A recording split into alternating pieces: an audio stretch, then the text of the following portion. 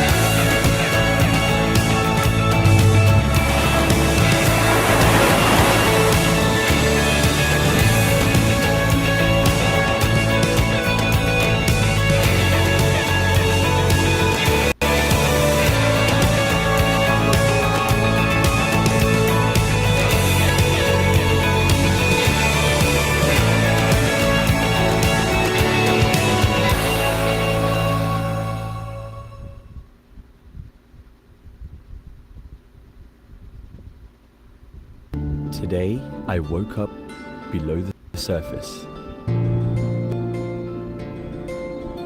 where I learned to face my fears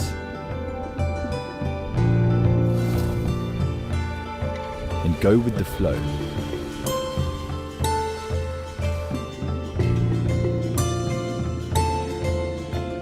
But it's when I came to appreciate the big and the small.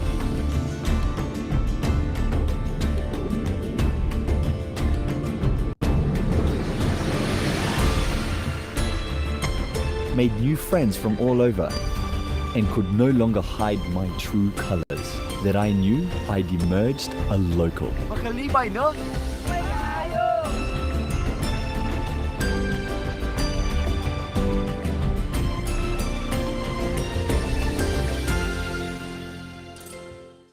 Today, I woke up where a bustling city sits in nature's splendor, where a king stands proud and tall. You can really say, sky's the limit. And for every not too far off wonder, every feast to remember, or tranquil escape, it's always magical.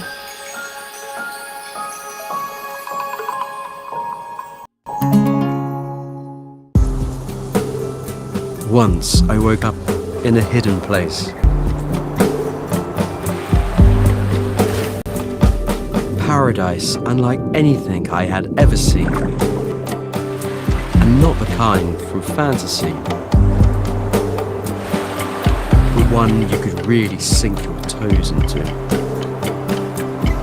I walked beaches few had ever walked before, while the waves whispered their secrets. This place was my buried treasure.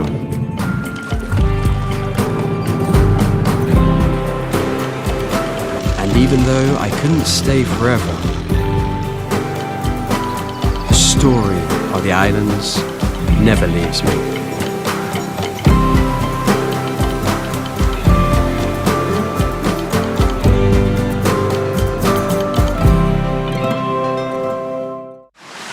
I wake up in a postcard every single day.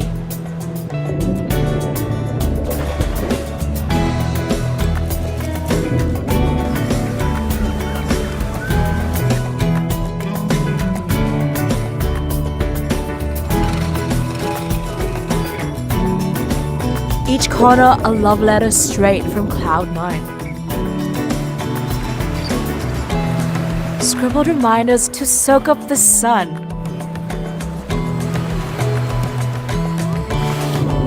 Everywhere's an invitation to come over.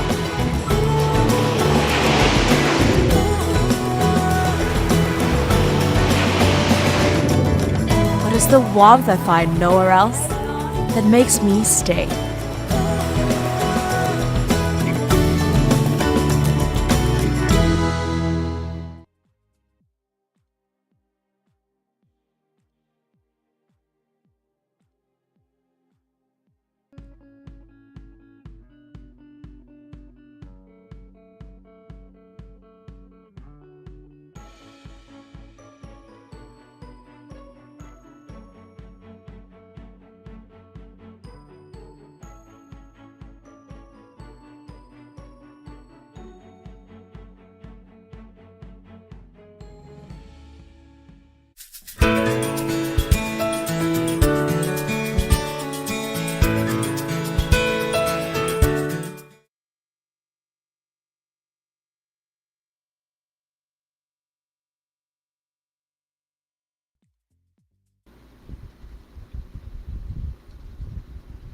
Established in August 28, 2017, 𝐴JA Korean Talk in the Philippines aims to equip learners with the necessary Korean language skills to help them accomplish their professional goals, and in the process promote and develop mutually beneficial Filipino-Korean collaborations.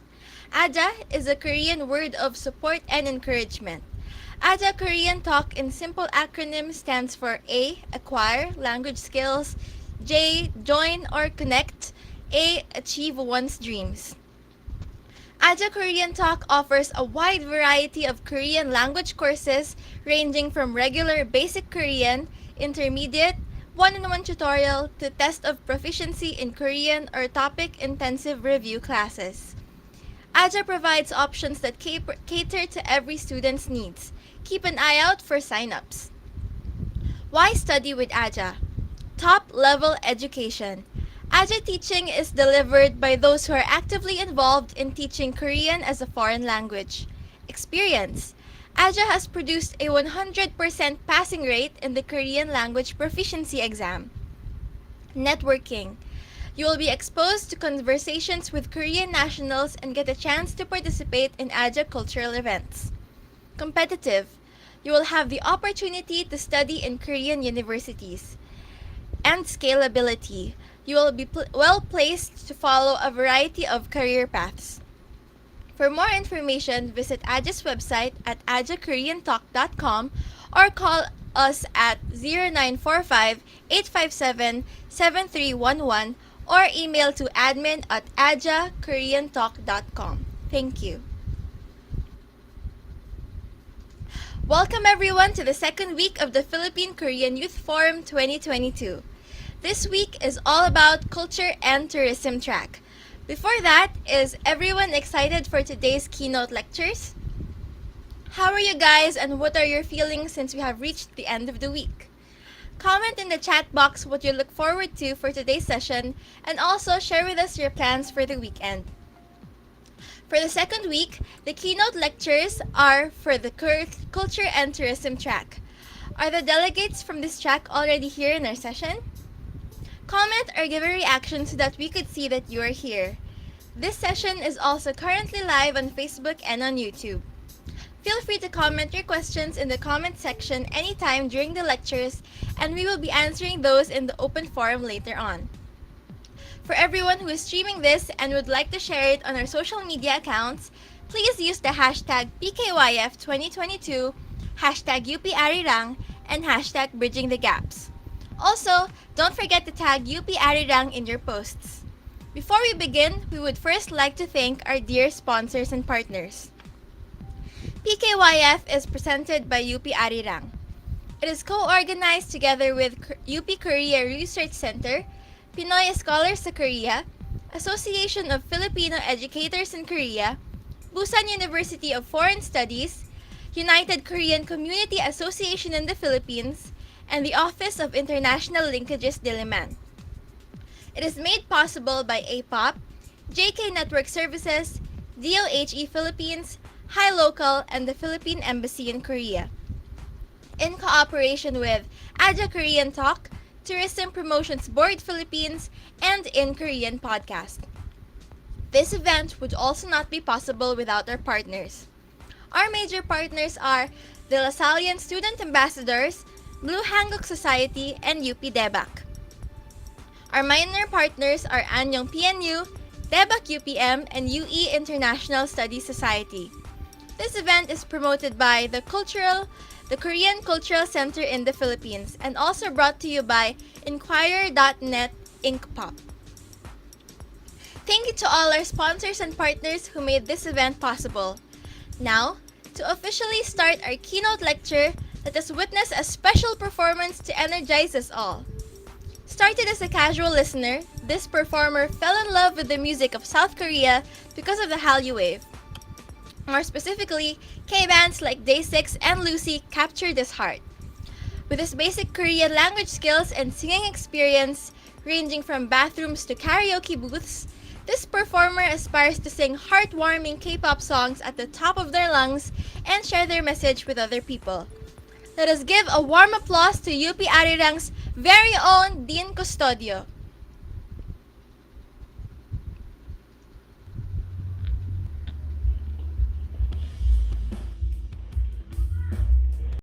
살다 보면 맘대로 되는 날이 그리 많지는 않아져.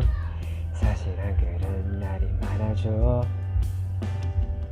어느덧 그런 날이 돼버릴까. 고민이 말이 될 끄는 하네요. 이 말을 하고 나면 그대와 난 다시 지금처럼 웃는 얼굴로 다시 돌아갈 수 있을지 모르겠지만 그래도 약속요. 난 그대를 좋아합니다. 참으려 봤지만 떠나야 되겠어요. 이제야 말 수 있겠어요. 사랑하고 싶어요. 그래.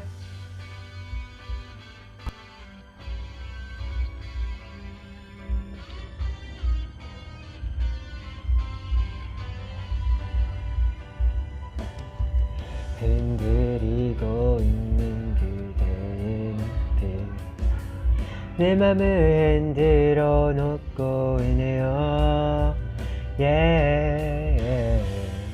지금 지나가면 그대와 나 다시 잘서로 웃던 어리로 다시 돌아갈 수 있을지 모르겠지만 그래도 약속요. 난 그대를 좋아합니다. 참으려 해봤지만 떠나야 되겠어요. 이제야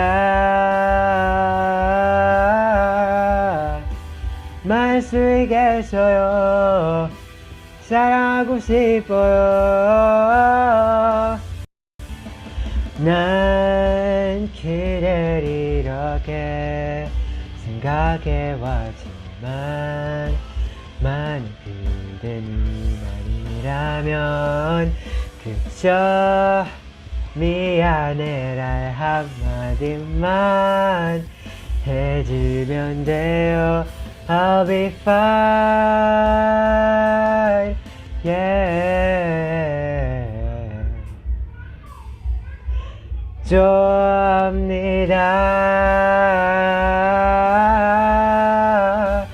잠을 봤지만 떠는 안 되겠어요. 이제야 말 수 있겠어요. 그대.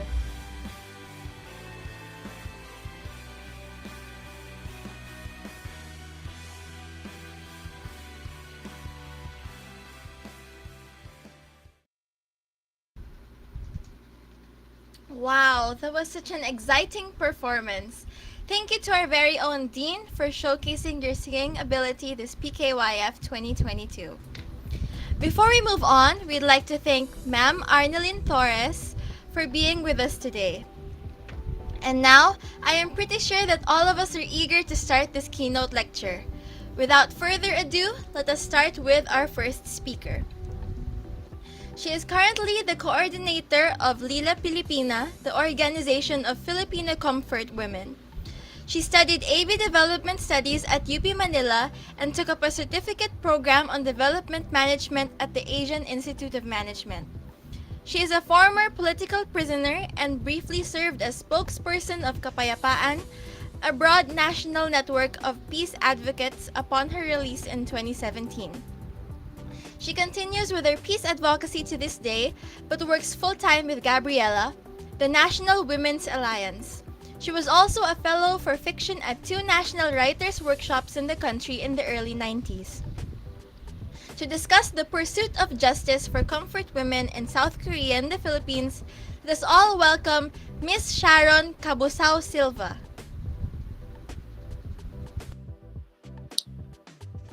Thank you very much. And good afternoon to everyone who's listening here to our discussion. I think it's going to be, anyway, I've prepared a short paper on women, war, and global peace, the continuing fight for justice for comfort women. I'm currently coordinator of Lila Pilipina, which is the organization of Filipino women victims of Japanese military sex slavery in World War II. Many of you have probably know very little about what happened in World War II, but I think it's very, very important for young people to know and understand our history, because as it has been said, a people without a sense of history does not have a soul.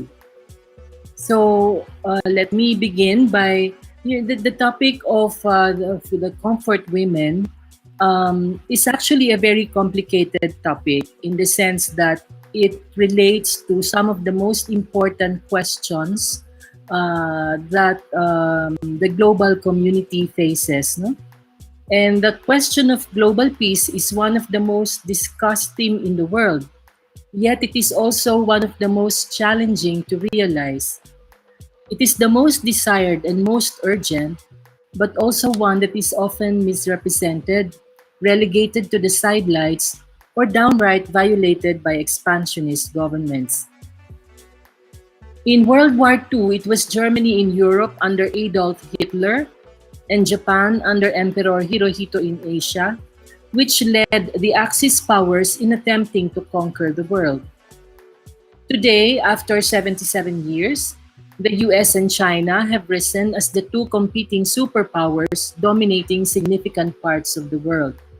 These have created many flashpoints of conflict, wreaking havoc on nations and peoples, destroying lives and properties, toppling state leaders, and trampling upon sovereign nations. This should not only concern us as bits of history or events that are happening far away from us. In the 1990s, when we first learned about the stories of the so-called Ian Fu or comfort women, Many thought that this was simply a thing of the past. Yet, during that same period, we would learn about Rwanda, where and these are statistics coming from the United Nations, where between 100,000 and 250,000 women were raped during the 3 months of genocide in 1994. UN agencies estimate that more than 60,000 women were raped during the civil war in Sierra Leone in 1991 to 2002, more than 40,000 in Liberia in 1989 to 2003, up to 60,000 in the former Yugoslavia in 1992 to 1995, and at least 200,000 in the Democratic Republic of the Congo since 1998.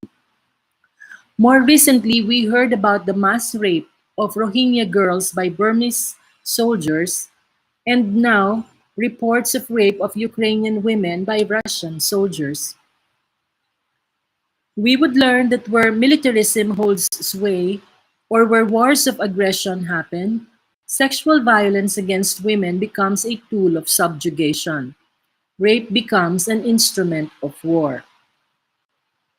And when these acts of violence are committed by elements of the state themselves, or when the state itself sponsors these acts, we find violence against women in a massive, systematic, and organized level. Where individual acts of violence are punishable under the law or state regulations, state-sanctioned sexual violence will never find justice or resolution until we make the state accountable for its policy and victims able to exact atonement and reparations even after the state is overthrown or it ceases to exist. This is the case of the so-called comfort women. Perhaps we can change slides to show the house in Iloilo City. Move on to the next, please. Okay. This is a house that still stands in Iloilo City. And this is where many women in the province were brought to during World War II. This was used as a garrison by the Japanese forces during that time. So the comfort women issue is of particular importance as it is the first time that a systematic program of military sex slavery by a conquering state was fully established and documented. That the conduct of the Imperial Army of Japan in brutalizing women was officialized through an imperial directive, followed a set of orders from higher command, and was implemented in many places where troop formations in the case of the Philippines turned existing structures such as houses like this one, churches, perhaps we can move to the next slides. This is the San Agustin Church in Intramuros, Manila, and hospitals, municipal buildings were turned into garrisons where they took prisoners, among them hundreds, probably thousands of women, mainly Filipinos, but also including women of other nationalities, whom the Japanese soldiers turned into sex slaves. In Korea, the fact that Korea had been a Japanese colony for 37 years made it easy for the Japanese imperial government to establish so-called comfort stations and transport entire groups of young women into these stations where they were forced to become sex and domestic slaves for the Japanese soldiers. Some of them were actually promised jobs in factories, but when they come to the place, they discover that they are brought to garrisons or to these comfort stations and are made to perform sexual services for the Japanese soldiers.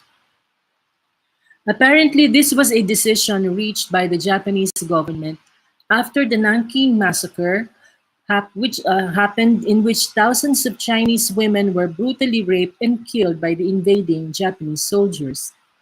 The Japanese government resorted to the use of systematic slavery in other nations it later occupied or invaded to, quote, instill discipline, unquote, and control or prevent the spread of venereal disease among its troops.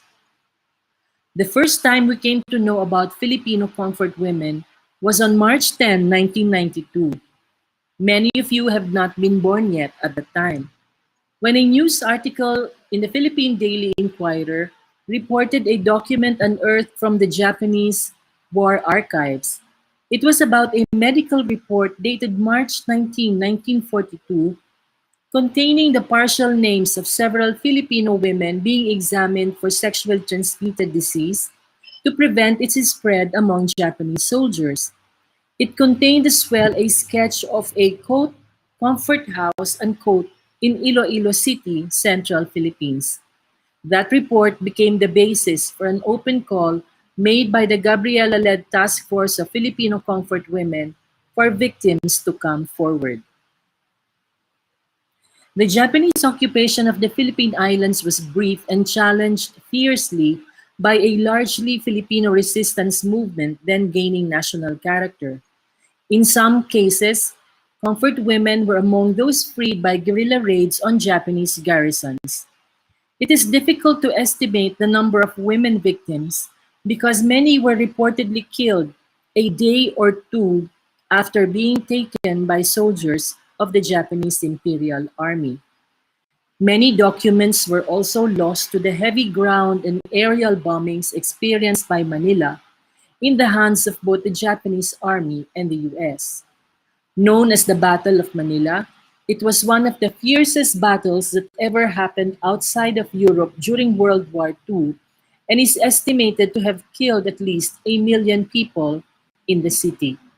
Something that is very, very difficult to imagine, perhaps for many of you young people who are living in Manila today. Lila Pilipina was established in 1994 after a 2-year process of confirmation, or it's actually more than 2 years, no? Process of confirmation and verification of cases by a team of Japanese and Filipino lawyers, historians, and advocates, resulting in the identification of 174 women as victims of Japanese wartime military sex slavery. It was a relatively small number, as the process was mainly a private effort that did not receive any support from the then Philippine government. The Filipino comfort women's demands were and remain: 1. Official and public apology from the Japanese government; 2. Individual compensation; and 3. Historical inclusion. The comfort women's struggle for justice has taken almost 30 years. In Korea, there is the Wednesday demonstration that the Korean Council for Justice and Remembrance have carried out without fail for the past 30 years in front of the Japanese embassy in Seoul. Our Filipino grandmothers' campaign for justice has also been a long and arduous path of struggle.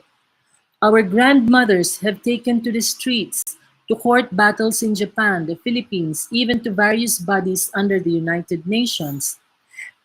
They have repeatedly marched toward the Japanese embassy here in Manila and have proposed laws and resolutions in the US, Korean, and Philippine Congress and the Japanese Parliament. They have led efforts to memorialize the issue.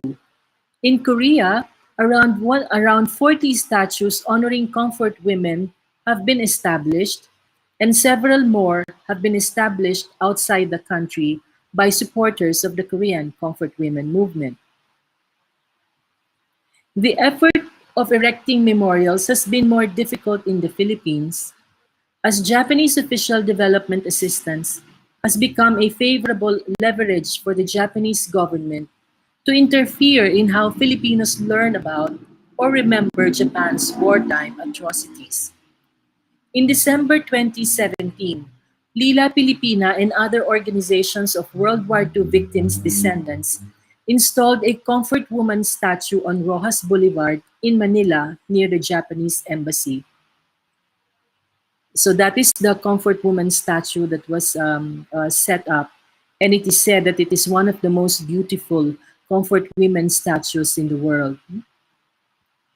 Japanese officials, through then Chief Cabinet Minister Yoshihide Suga, said in a press conference that Japan regrets the installation of markers in any country and would communicate with the Philippine government over the matter.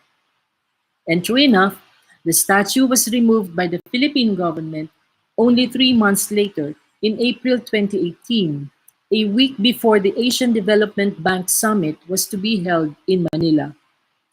Lila Pilipina exerted efforts to find a new home for the statue, but it went missing a few days before the supposed reinstallation at the Redemptorist Church in Baclaran in Manila. A second statue, a replica of the Girl of Peace, was also removed by the local government of San Pedro, Laguna, less than a week after it was unveiled in December 2018 in a private facility ironically owned by a South Korean organization, apparently also as a result of pressures from the Japanese government. So almost 30 years after this issue came to light, the Japanese government still refuses to atone for these atrocities. From its tacit admission in the late 1990s, when international outcry followed our grandmother's revelations, there has been a shift to political offensives by the Japanese government against the comfort women narrative. We have heard recently about the schemes of the pro-Japanese right-wing forces in Japan or in Korea to deter the holding of the Wednesday demonstration in Seoul, which the South Korean peoples have been doing without fail for 30 years. In the Philippines, Japan has long been the #1 creditor country, providing loans for many flagship projects of the Philippine government. This enables the Japanese government to exert political pressure on past and current Philippine governments, particularly in demanding the removal of all references to its wartime atrocities and presenting instead the narrative of Japanese sacrifice and heroism to liberate the country during World War II. Today, that narrative has been transformed to Japan's important role in lifting the country out of poverty. It is also being disguised by the deceptive narrative of protecting the country from so-called threats of terrorism and foreign invasion, as Japan joins the US in a strategic military alliance in the Asia-Pacific, an alliance that is actually meant to protect Western dominance in the region against China, which in turn has recently encroached on Philippine waters. In its almost 30 years of struggle, the Comfort Women movement has significantly contributed to the unparalleled achievement of exposing an unknown aspect of the Japanese imperial government's expansionist drive during World War II. It crystallized the impact of wars of aggression and militarism on women in occupied or colonized nations. It was but logical then that Lila Pilipina would also later take up the cudgels for other women victims of military sexual violence, such as the case of Filipinas experiencing rape or who experienced rape by US soldiers, the Rohingya girl victims of the Burmese military, and victims of femicide in Latin America, and so on. Today, Lila Pilipina reaches out to Filipino youth and those from other countries in an effort to educate them on the issue of Japanese wartime sex slavery. This is not only to encourage their support and participation in the campaign, but also to show how wars of aggression and militarism can impact on nations and the lives of women. This is particularly important as wars of aggression continue to occur in various parts of the world today. Lila Pilipina champions laws and mechanisms penalizing military sexual violence against women and demands accountability from governments where this occur. As we demand for justice for the victims of World War II, so must we campaign against this issue wherever they happen. For all wars of aggression against a nation or against a people are always essentially wars of conquest for territories, minerals, and other natural wealth of which labor power and women's bodies often are part of the targets. Our Lila Pilipina youth volunteers are active in social media campaigns, publication of education materials, digitalizing historical materials, organizing webinars, and so on, making use of their skills and talents in amplifying the lawless cause for justice. They have also participated in fundraising activities to support the Lola's needs. One critical task too is the fight against historical revisionism. The right to know and understand history and the right for truth in history to be embedded in all teachings and references to our past. This includes the right to erect memorials as symbols or rallying points without interference from any party, such as what the Japanese government has been doing to comfort women's statues in the Philippines and elsewhere. For it is only by learning from the past can we learn to deal with the present and hope to build a new world where equality among nations and respect among peoples, especially women, prevails. So I will end my presentation here, and you can ask me any questions related to this topic during the open forum. Thank you very much.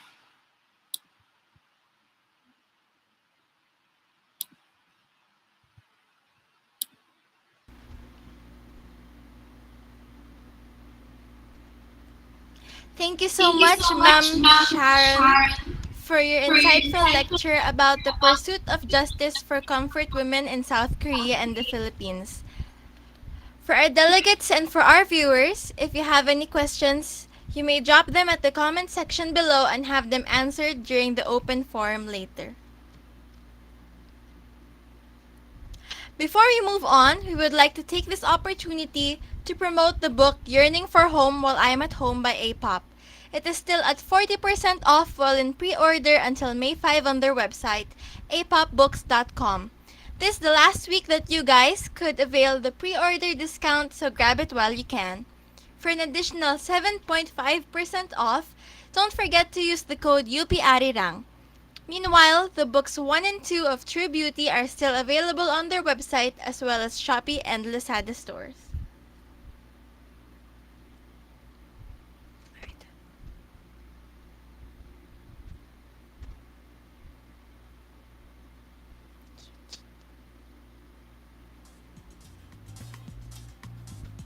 Now let us open the floor for questions from our delegates and viewers about our keynote lecture. You may send your questions through the comments in our live chats. You may also utilize the thumbs up feature to upvote a question so it may be addressed by our speakers. Thank you.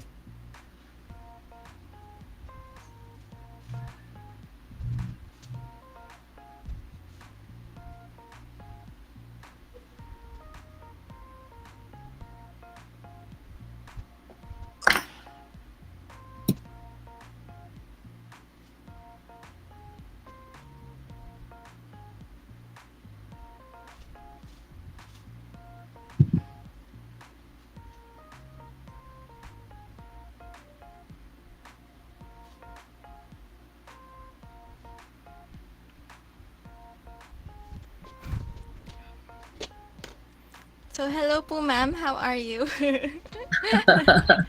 I think some of our audience members are finding it a bit difficult to digest what has been presented.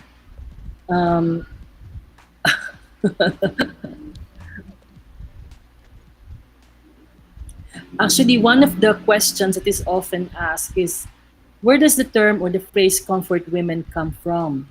Okay. When we use the term comfort women, we actually use quotation marks, no? In order to, because the term is quite, in order to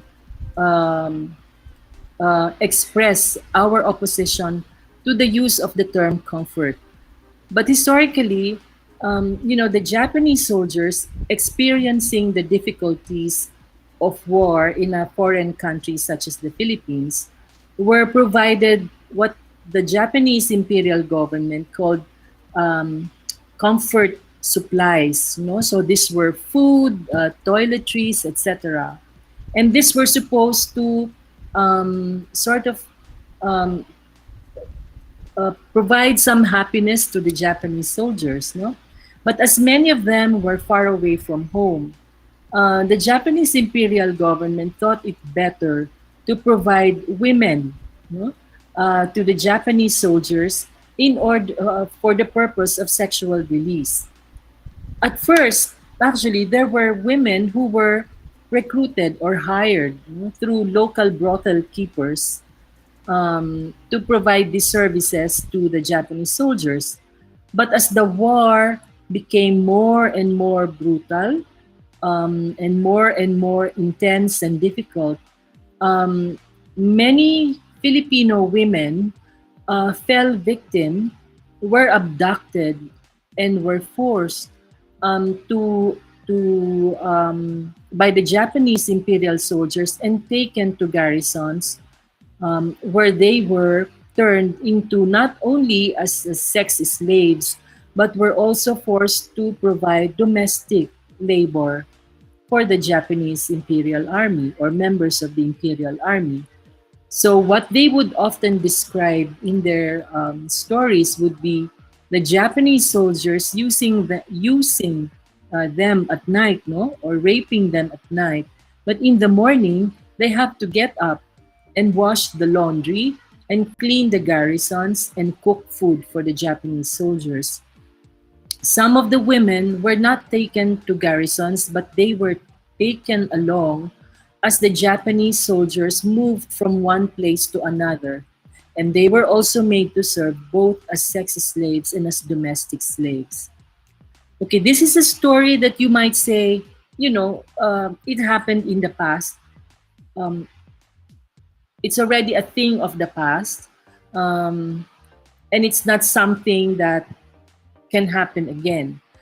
But actually,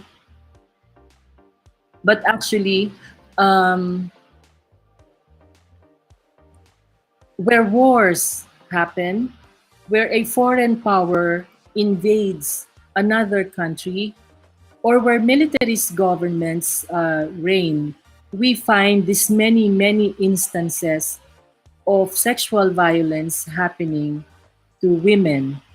So that is the basis why we encouraged Filipino and other youth, especially young women, to really take part in the campaign, not only for justice for Filipino comfort women, but also to fight against militarism and wars of aggression, such as what is happening now, for instance, in Ukraine. I'm sure you have been reading about it or hearing it in the news, or in some other countries where these wars are happening.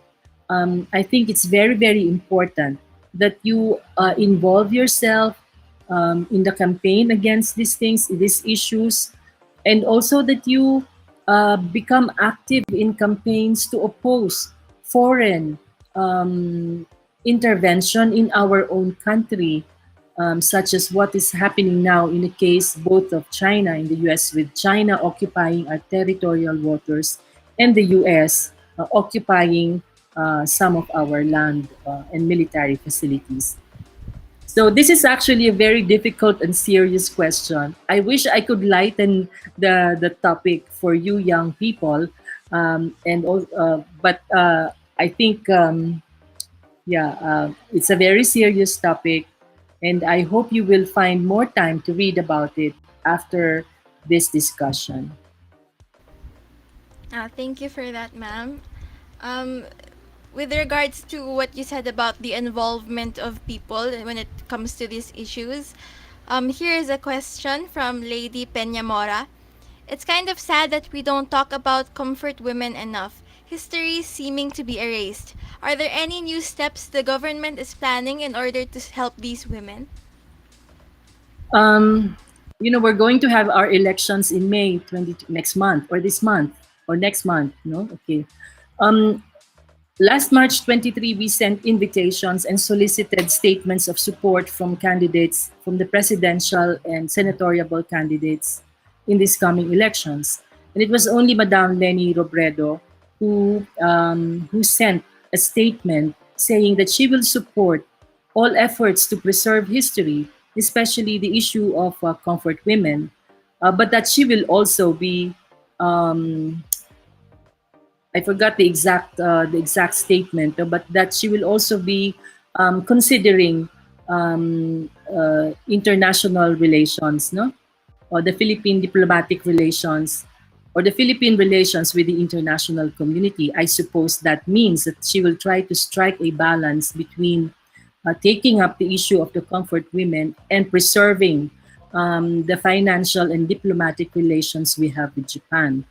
Um, I, I, I'm not exactly sure, no, how the new government will respond to our calls for justice, whether they will take up our challenge of initiating state-to-state dialogue between the Japanese and the Philippine governments. That has been our call since many of the court cases that were filed by the Filipino comfort women in Japan and in the Philippines were dismissed.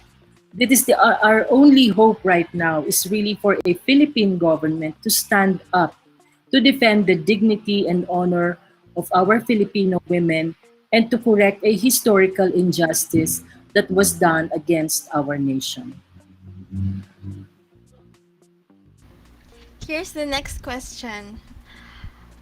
Given that our current K-12 curriculum places Philippine history in the grade 6 level, do you have any ideas how we can include the stories of comfort women to learners at this age in a way that is sensitive and informative but also age appropriate?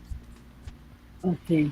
Um, we have developed, I think there were many efforts to develop age-appropriate history materials in the past, and we at Lila Pilipina are also trying to do the same. We're also working with a network of historians and researchers called Tanggol Kasaysayan, and we have plans of lobbying with the Department of Education and other government agencies for the teachings on comfort women, to strengthen teachings on World War II, and also to include teachings on the comfort women issue at various levels of the academic curricula. So I hope that the new government will provide a favorable atmosphere for us to continue with this work. But I think also one of the things that the young people can do on their own is to read and write about this issue. In fact, we have had many young youth volunteers here at Lila Pilipina who have come out with their own self-published materials about the issue. As one was a publication that can be read by young children and so on. So these are some of the efforts that we will be doing. We are doing and we will be doing under the new administration. Here's a comment from Azaria Vincent Cortez. I actually attended the webinar last time about comfort women too, and grabe po pala talaga ang pinagdaanan ng ating mga comfort women, with some of them having these psychological traumas because of it. Ang question ko lang din po is that may naging psychological treatment or type of healing din po bang na-provide for them, or is it some sort of self-healing na lang po as they have their own families? In the early years, in the 1990s, when the first batch, when the initial number of comfort women came out publicly, one of the programs that Lila Pilipina implemented was psychosocial intervention programs for the victims. In fact, if you will come to the office, you will find that many art materials and huge tapestries being exhibited in the office, and these are actually the product of the lolas themselves, no? The work of the lolas themselves, which they had done during the psychosocial intervention program. But the trauma does not really go away.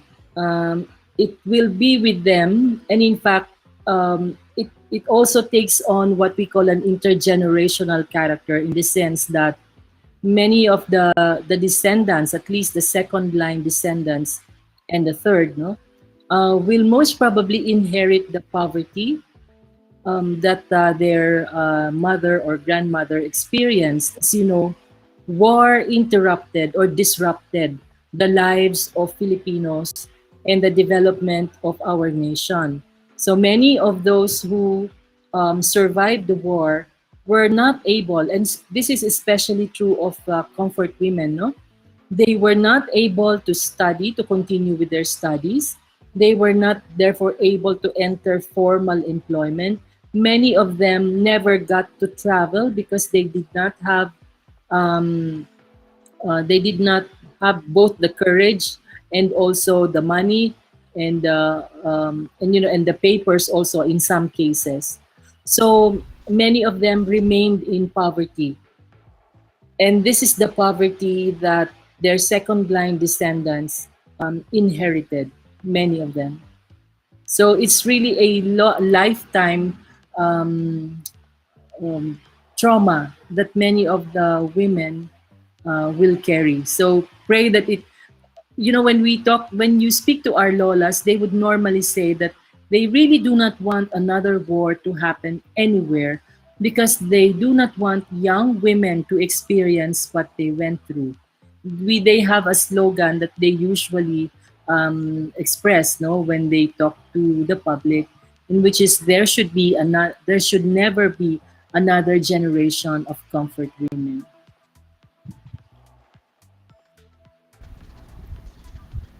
Here is another question from Eunice Tejada. Hi, ma'am. Why is it hard for Japan to even acknowledge the existence of comfort women? I can understand that it's becoming more of an urgent issue as more and more comfort women reach old age. Yeah. Yeah, that's something that's really difficult to comprehend, no? Why Japan, unlike Germany, Japan never really still refuses to atone for its crimes. Um, well, what they did in the mid 1990s was to establish an Asian Women's Fund, but and there was also a private apology that was extended by the then Japanese Prime Minister through individual letters sent to the victims. However, this was not the apology that the victims were demanding, because what they wanted was really a state policy, a public, official, formal apology from the Japanese government that would also be followed up by concrete measures and laws um, for the compensation of the victims and also for historical inclusion. So that never happened. The Asian Women's Fund handed out funds to the Lolas, but these were actually funds that came not from the Japanese government, but from Japanese citizens and corporations who were already providing solidarity support in the first place, even before the Asian Women's Fund was set up. But the other thing, I think, why the Japanese government has still refused to atone for its crimes is that under the, if I'm not mistaken, it was under the leadership of Prime Minister Shinzo Abe, when the Japanese government reverted to its militarist path, no, and tried to circumvent this peace provision in the Japanese constitution. It was during the time of Prime Minister Shinzo Abe when Japan, for the first time since World War II, again sent Japanese soldiers to military exercises abroad. And guess where it happened? It happened here, right here in our own country, in Central Luzon, Philippines, where the Japanese soldiers engaged in war exercises with US and Philippine soldiers, but Japan disguising its role in the military exercise as a humanitarian effort. So I think, and you know, when you go on a militarist path, that also means billions of profits from the war industry that the Japanese got, but that this militarism fuels. So I think it is also a question of the Japanese state leaders benefiting from the militarism and the war that it is trying um, to do again.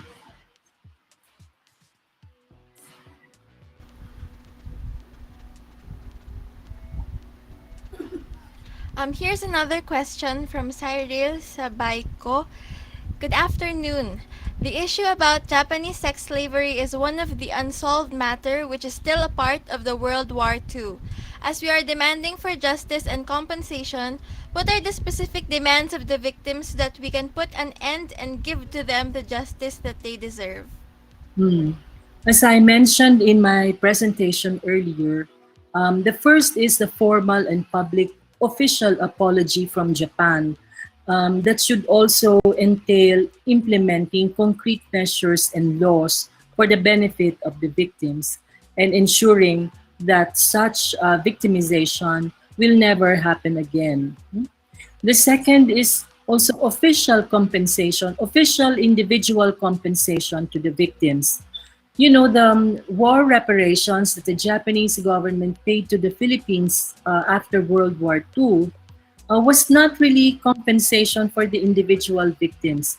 It was mainly payment for the physical infrastructure that was damaged by the war.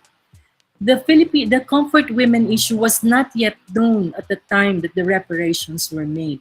So it was not calculated into the cost of war that Japan supposedly paid to the Philippine government. And the third would be what we call historical inclusion, or the inclusion of the comfort women issue in all historical teachings and reference textbooks at all levels of the academic curriculum. So these are the three basic demands of Filipino comfort women. Okay, here's another comment from Sarah.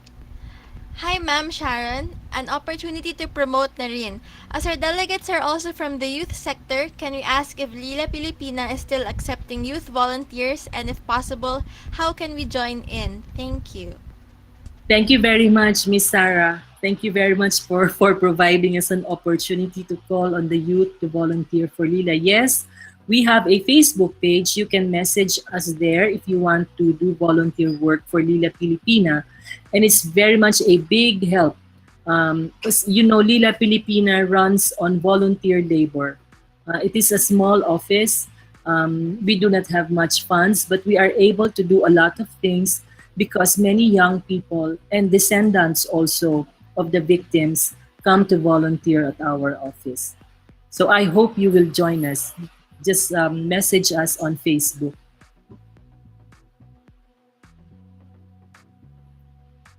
Here's another question on comfort women from Meli Rose Viennes. Hello po, ma'am. Thank you so much for the discussion today. We also discussed some of the cases po regarding Filipino comfort women. I would like to ask po, ano na po ang kalagayan nila ngayon? What are they mostly do po? What are on their daily lives today? Thank you so much. Most of them are in their 90s. Ang pinakabata, the youngest would be I think 90 or 91. And the oldest would be about 95 or 96. Some of them are bedridden. Only about, well, the others are still mobile, pero not really that, quite weak na rin and hard of hearing, and also poor eyesight. If you will visit our Facebook page, you will see yesterday we went to visit Lola Estelita D, who had a small birthday celebration. She's one of the stronger among the surviving Filipino comfort women. She was doing the dishes when we arrived in her humble dwelling. It was actually parang ano lang, it's a very, very small house. It's like just a cubicle, parang ganun lang. So, yun. So, but in spite of the fact that they are already physically weak, if you ask them, especially Lola Estelita, if you ask them to come to a walk or a march to the Japanese embassy, they are still very much determined to go on with their fight. In fact, it was Lola Estelita's wish yesterday to have a longer life and a stronger body so that she can still go on with the fight for justice.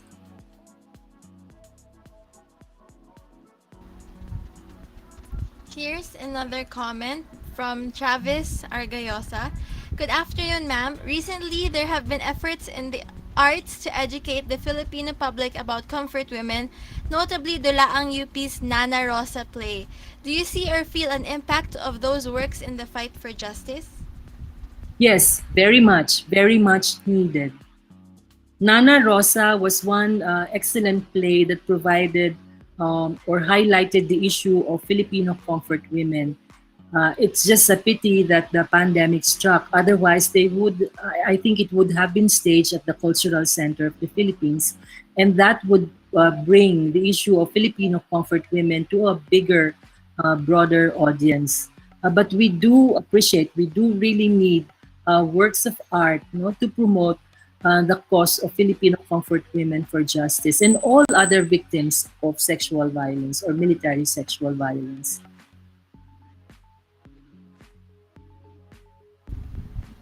Here's a comment from Andrea Orok.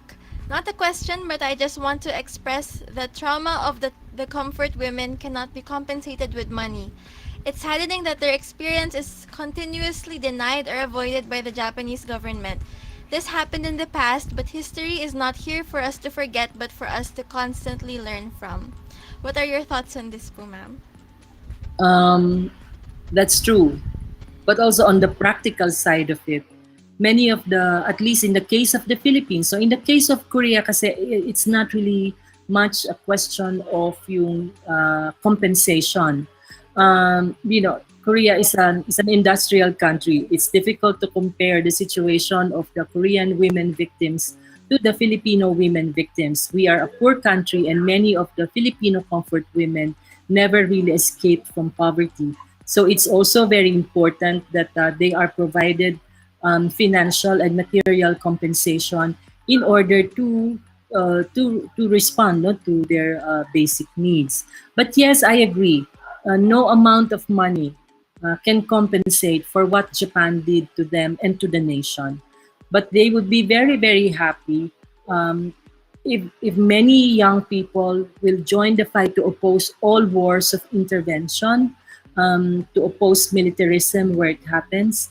I think that's a very, very important role that the young can play as the lolas, as the comfort women.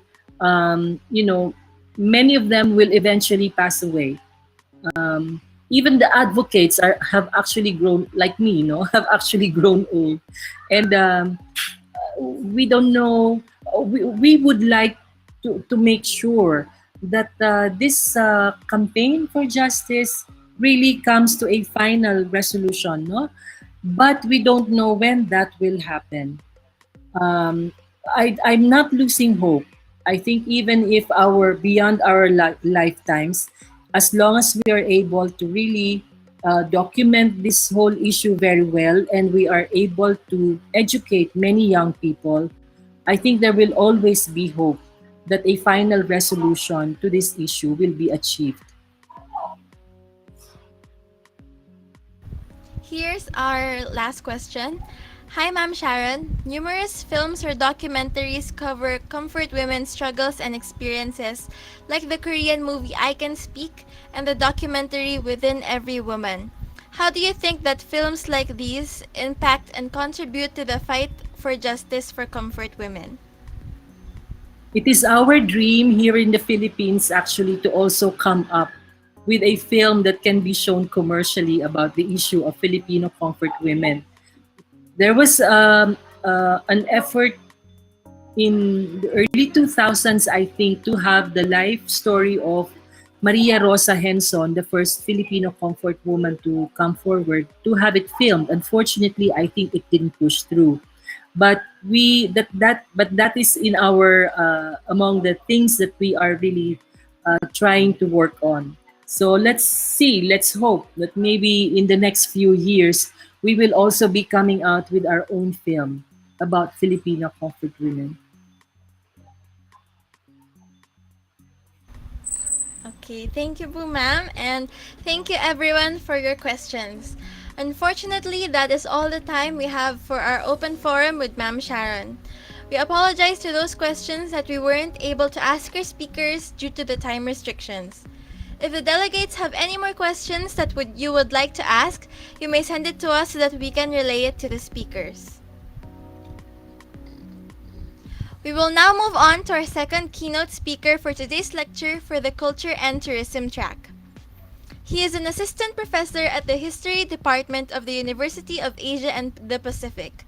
Aside from history, Dr. Hoven has taught Korean studies under the Asia Pacific Studies Department. He took his Bachelor and Master of Arts in History from the Ateneo de Manila University in 2004 and 2007 respectively, and he completed his PhD in History from the University of the Philippines in 2012. From 2013 to 2014, Dr. Hoven took up classes in elementary Korean language, Korean cooking, and Taekwondo at the Korean Cultural Center in the Philippines. He has published articles on handshake in the Philippines in 2015.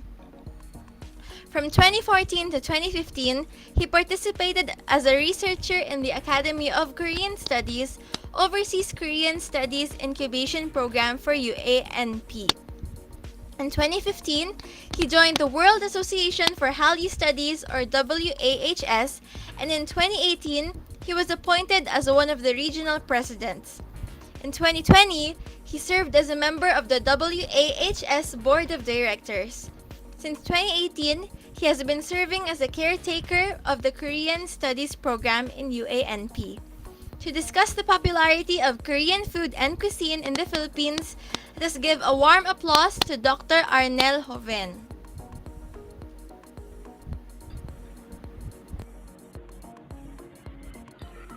Good afternoon, everyone.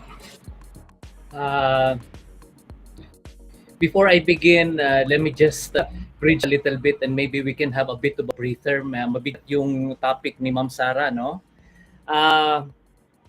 What is not mentioned in the introduction is that before I began Korean studies, actually my day job is that of a historian. And my master's degree thesis as well as my PhD dissertation was on the Japanese occupation period, no? In fact, I was so exposed to the Japanese occupation period. So alam na alam ko yung sinasabi ni Ma'am Sara pa kanina. Of course, I have to discipline myself because I'm so tempted to answer the questions that you guys are asking in the chat room, no? My dissertation was on medicine and health in the Philippines during the Japanese occupation period. And my training really was on the Japanese occupation period. So I'm really familiar with the sad things that has happened with,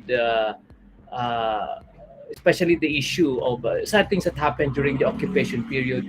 And of course, with the issue of the comfort women, And I think it was mentioned by PKYF that I also, I don't know if I was mentioned, but I also taught Japanese studies, and I'm also been trained in Japanese studies.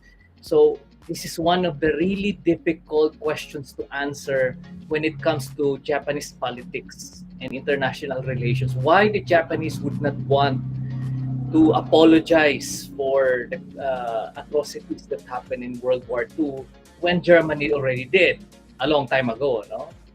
But I think yung pakonsuelo natin dito is the fact that there are individual Japanese civilians, scholars. I know many of them who are pushing for more studies, more awareness when it comes to atrocities. In fact, one of my papers, on Camp O'Donnell, POW camp, where many atrocities happened in 1942, is currently in the process of publication in a Japanese journal in Japan. Okay, I'm just waiting for it. Anyway, so I would now like to ask for the technical committee to please put on my slides. Thank you very much, because I do not know how to. Parang may restriction sa Mac, no? So anyway, sorry for that lengthy just to give us a breather, no, kasi talaga mabigat yung topic ni Ma'am Sara, and then all of a sudden I'm going to talk about, well, food. So it's a good, I don't know if it's appropriate. May appetite pa ba tayo after listening to that very sad piece of history? But anyway, so it's a very difficult shift. But anyway, so I'm actually reading one of the participants comment, one of your reference for English 13 paper. Nakakahiya naman ako. Nahiya naman ako. Anyway, so I don't know if some of you, at least a few of you, sana naman, at least man lang one of you were able to read my 2014 paper. At least I know it, may isa nakabasa. Handshake and Hallyu, an analysis of, I forgot the rest of the title of my paper back in 2014. It was for a conference for the Ateneo Initiative for Korean Studies, which got published a year later. So I do not really intend to repeat what I already published, what I already wrote for the research that we did back in 2014. Instead, what I plan to do today is to probably do some clarifications, refreshers, and to much extent, I'm going to more of put a sequel. No, because the end time period of my research was 2014, and now it's already 2022, and 2 years from now, 2024, it will be 10 years later. In fact, after 2014, maraming nangyari that were not covered by my research back in 2014. No?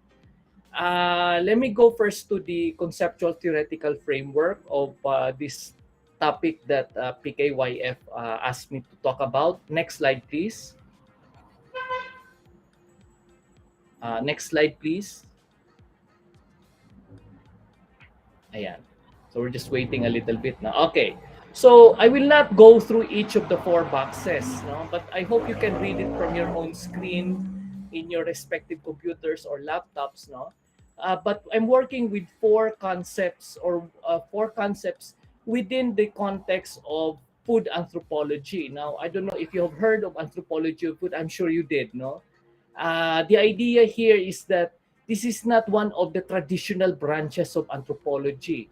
And why I'm into anthropology, I'm also a historian, by the way. This is one of the minor subjects, or one of the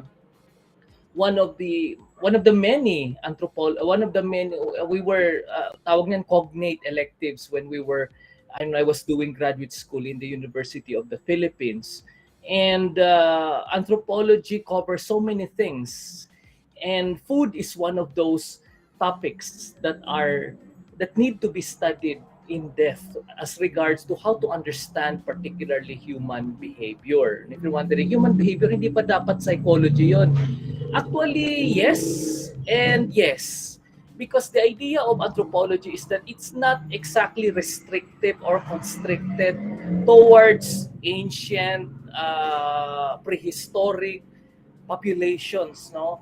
Anthropology technically is as covers contemporary world, contemporary society. It covers topics with the other disciplines in the social sciences, including psychology, sociology, and even history. So for me, anthropology is an umbrella social science, and food is one of the interesting for me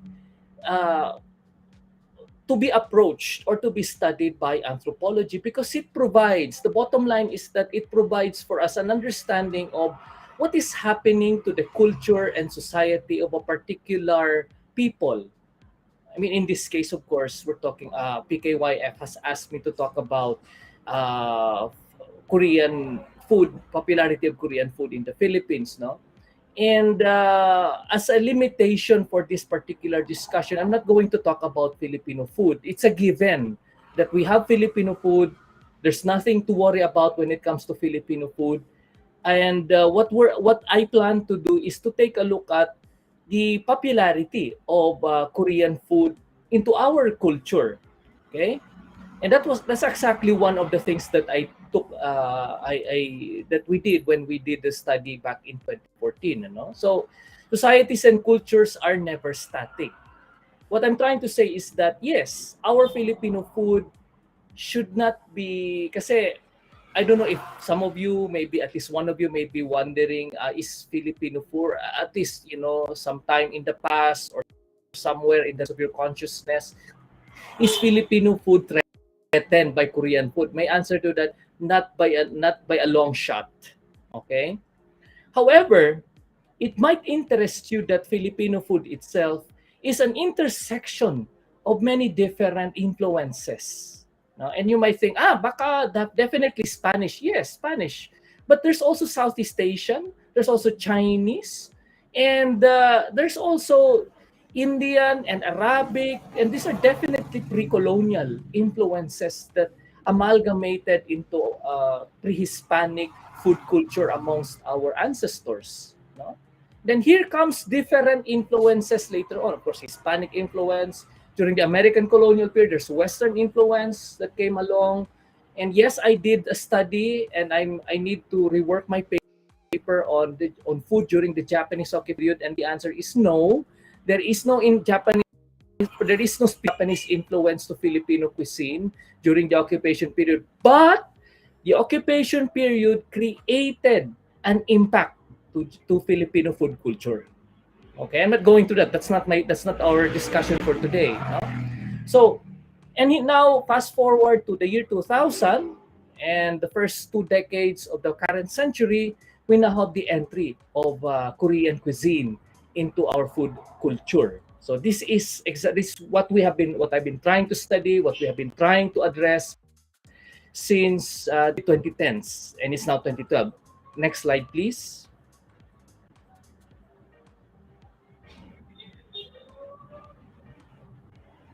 Okay. Okay, sige. To elaborate on from multiple influences due to historical developments out of economic necessities. Kanina, I discussed the historical anthropological fact that Filipino food culture is not by any means pure or in the sense that it's not something that was untainted by foreign influences. Napaka-negative naman ng term na untainted. But what I'm trying to say is that it is a product of many foreign influences, and it's not a bad thing. Okay? And to cite examples that may be completely foreign to you guys is, of course, you have Lebanese cuisine, which is the picture to the right, and Israeli cuisine, which is the picture to the left. Now, why would I cite Lebanese and Israeli cuisine is because it's part of my quirk, it's part of my eccentricity that over this pandemic since 2020, I've developed interest in Western Asian studies. I've developed interest in Middle Eastern studies. So one of the interests that caught my attention was, of course, food, definitely, anthropology food. And I found out that food in Lebanon is in fact a mixture of Mediterranean, Arabic, Persian. Pag sinabi nating Mediterranean, imagine the Mediterranean basin, And that means there's elements of Greek, Italian, North African, Turkish, Egyptian, etc., etc. And Israeli cuisine, kasi I have to distinguish. Bakit may difference yung Israeli and Jewish cuisine? Simple. Because when you say Jewish cuisine, you might mean the one in, what about Jews in America, Jews in Russia, Jews in wherever in the world. Now, what I'm talking about is cuisine specific to the current country of Israel. But anyway, ang point ko lang naman dito is that around the world, when you talk about cuisine, it's a product of multiple influences. Filipino cuisine is a product of multiple influences. Korean cuisine is also a product, next slide please, of influences from the neighborhood. China, Japan definitely comes along when it comes to Korean cuisine. And I think I might have discussed this in my paper before, in the 2014 paper, that when we talk about Korean cuisine, yung nakikita natin, yung alam natin, yung nasa framework of reference natin, syempre sa mga restaurants, the things that we see in Korean dramas, films, etc., is not exactly the way it was since time immemorial in Korean history. What modern Korean or contemporary Korean cuisine is trying to copy, take note of the word trying to, okay? The word's trying to, is palace cuisine. Meaning it's something that is unique to the kings. It's unique to the royalty, to the members of the royal family, and to the members of the aristocracy or the nobility.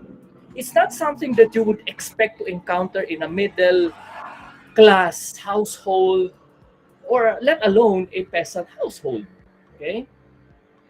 And a lot of things happened. A lot of things happened. World War II did not really affect Korea, but the Korean War affected Korea, definitely.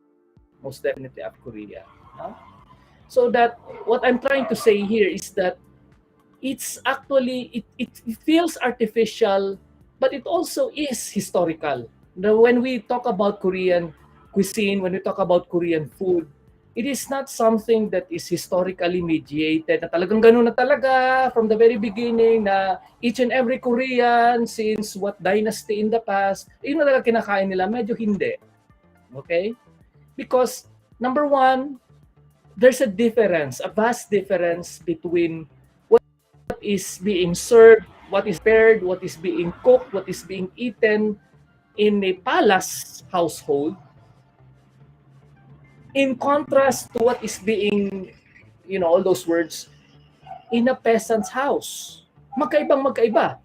And bottom line here is that, I don't know if you know, you should know by now, that when you talk about Korean food, the centerpiece of Korean food, and I'm trying to look at my own slide, this one I just downloaded from Google, parang di ko yata makita dito kung nasaan nga ba, but anyway, it's not there, is the simple kanin, bap, rice, gohan in Japanese. Yun po ang pinaka-sentro ng Korean food. Mawala na ang lahat, wag lang yung kanin. Kanin, bap, rice is the most it is the center point of Korean cuisine. Whether it's palace, nobility, or royal, whether it's royalty, nobility, or peasantry, it boils down to rice. FYI nga lang. Okay? And then, anong tawag nito? Kukbap. Lugaw? Lugaw. No, kasi tinatranslate ko literally, guk, sabaw, bap, kanin. Anyway, so, yes. Basta may bap. Yan. Okay. So, next slide please.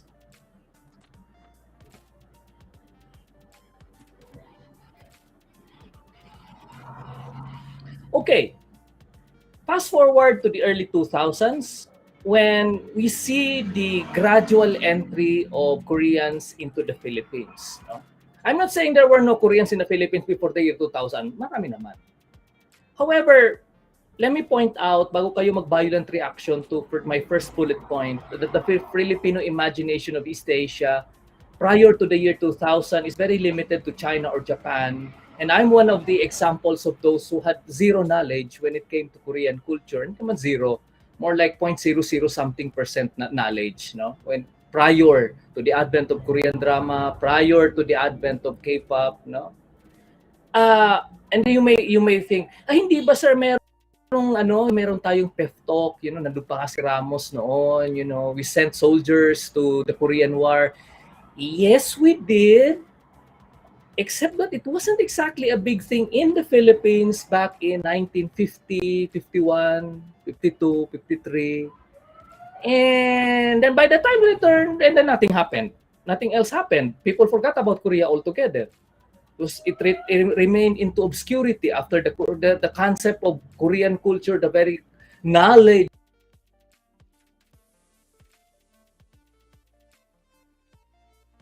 global society. And then fast forward, I would consider as the Japanese decade in the Philippine society. Kasi nagpuntahan yung mga Japanese investors. Kaya yung kinikwento ni Ma'am Sara kanina na pinipressure yung tanggalin yung comfort women memorials. Yeah, that's very true because there was a big deal of business interests for the Japanese in the Philippines. So there was a lot of bullying going on behind the scenes, But by trickle came along also Korean investors, Korean workers, Korean individual Korean civilians coming into the Philippines. Students, many of them learning in our colleges and universities, learning English, but not specifically English only. They were coming to the Philippines, many Korean, in fact, I even had batchmates who were Koreans and I never really bothered with them during my time back in 2001, 2002, 2003. I didn't even care about what they were doing here in the Philippines. Pero yun pala, I realized much later on what they were doing. So, yun na nga, they were coming here to study, they were coming here to the Philippines, and hindi lang yun. Sometimes, many times, they came along with their parents. Their parents would find work here in the Philippines or would invest businesses here in the Philippines. And in my paper back in 2014, that's my hypothesis in stating that when the first Korean restaurants came along, they were not really catered for Filipino markets, but they were really catered for the expatriate Korean population. So hindi naman talaga sila kilala until K-pop, K-drama came along. So that's the value of Hallyu, no? And of course, I would like to clarify that my 2014 paper is just one view, one interpretation. I mean, you can contradict it. You can have your own study. You can have diverse opinions. You can, like I said, the hypothesis, the framework that I offered in my paper, Handshake and Hallyu, is just one perspective. I'm sure there are many perspectives. There should be many perspectives that came along. And this perspective that I promoted in my paper is the fact that without Hallyu, Korean food would not have prospered this much in the Philippine culinary market. No? But apparently, I will in the succeeding slides later on, I will show you that it is possible for a foreign cuisine to prosper in the Philippines without necessarily having to have the fanfare of Korea, of dramas and popular culture coming in. No? But anyway, I will get to that later on. No? So, yun yung idea ko back in 2014, that the popularity of Korean culture in the Philippines snowballed because of Korean drama that started with Jewel in the Palace. Started with ano nga ba yung original Korean title ng Jewel in the Palace. Naalala ko na lang si Jumong eh. Kasi nung araw, early 2000s, yung mga dinadub ng ABS-CBN, ng buhay by ABS-CBN, they would, yung pinaka maraming Korean drama, kasi na-attract ko doon kasi historian ako, yung mga Korean historical dramas. One of them really was Jewel in the Palace. It really caught my attention primarily because the main character was portrayed as a chef, portrayed as a cook. Pero in reality, I researched behind the scenes what happened to that lady in historical times is that there is no reference of her ever being a cook or ever being a palace chef. In fact, the only reference is that she was a woman physician to the king, which was very unusual during the time because of Neo-Confucian ethic that only a man can serve another man. And in this case, a male physician should be the ones taking care of the health of the king, a man. And of course, the women physician should be taking care of the women in the royalty, meaning the queen, the princesses, ganyan. But lo and behold, this woman was catapulted into historical popularity because she was the only one apparently in Korean history was given that of being the royal physician. Okay? But anyway, 𝐤𝐮𝐬𝐭, thank you very much. Nakalimutan ko na ano na ako. Nagsi-senior moment na at the moment. But anyway, so yun yung aking hypothesis back in 2014. Kasi that ingenious drama gave us an idea of number one, what Korean food is all about, no? Parang blow by blow. Parang every episode may mga iba't ibang pagkain. Number two is that it's always correlated to a particular health taboo or health issue or cure. So palagi siya, itong pagkain na to, kung buntis ka, or kung meron kang diabetes, or meron kang hypertension, meron kang ganyan, ito yung hindi mo pwedeng kainin, ito yung dapat mong kainin. And that really caught my attention. Because I'm also a historian of medicine. I'm a medical historian. So I was that really pretty much caught my attention. Okay? So, next slide, please. Okay. In my 2014 slide, I showed the 𝐿𝐵𝐭𝐲𝐿. Ewan ko kung if you ever remotely heard of 𝐿𝐵𝐭𝐲𝐿, 𝐿𝐻𝐿𝐵𝐭𝐲𝐿, TVXQ. Kasi nung araw, yun yung kahenerasyon namin. Matanda lang ako ng 2 years sa kanila. I'm almost 40 by the way. Yun yung pinakita ko. Nung araw, sikat na sikat pa sila. So yung nung around 2013 to 2010, yung mga sikat nung araw, yun, 𝐿𝐵𝐭𝐲𝐿, and then you have Girls' Generation, and then Super Junior, if you've heard of these people. And I'm mentioning this because they were, at the time, the carriers of Hallyu. They were the bearers of Hallyu. They were the vehicle for imagining culture through food. Okay? And one of the slides that I've shown in almost 10 years ago is that those people, those pop artists, were involved in promoting Korean food. Okay? Pakita sila ng mga documentaries of them cooking or, anong tawag niyan, eating in a particular Korean restaurant, and then they were giving historical accounts na, yung bulgogi ganito, ganyan. Doon ko natutunan na yung bulgogi pala, from the root word pul, fire, gogi, karne, ay ibig sabihin, inihaw. Ay hindi siya yung stir-fried na ginagawa natin when we cook or eat bulgogi. Steak ang ibig sabihin ng bulgogi. Pur, fire, actually there are two interpretations of pul. The other interpretation of pul is maanghang. The other interpretation is, yun na nga, ihaw ka na ngayon. Yung origins ng bulgogi. So anyway, my deep apologies, my sincere apologies to everyone. I am honestly not a BTS fan, not because I don't like BTS fan, but because hindi ko naman sila kahenerasyon. Okay? That is your generation and I deeply respect it. So I'm showing you a photo just to give you an idea of just a literal pictorial interpretation of what I mean of correlation between handshake and Hallyu with food as a vehicle for imagining culture. And the subliminal psychological context here in this anthropological study is the fact that it provides for us, meaning to say, food provides for us a vehicle for imagining our active participation in the culture with which we would like to participate in. And in this case, Korean popular culture. Okay, I don't know if you agree with me. That is just a hypothesis. This is just one interpretation. Okay? Next slide, please. Ito, titingnan natin.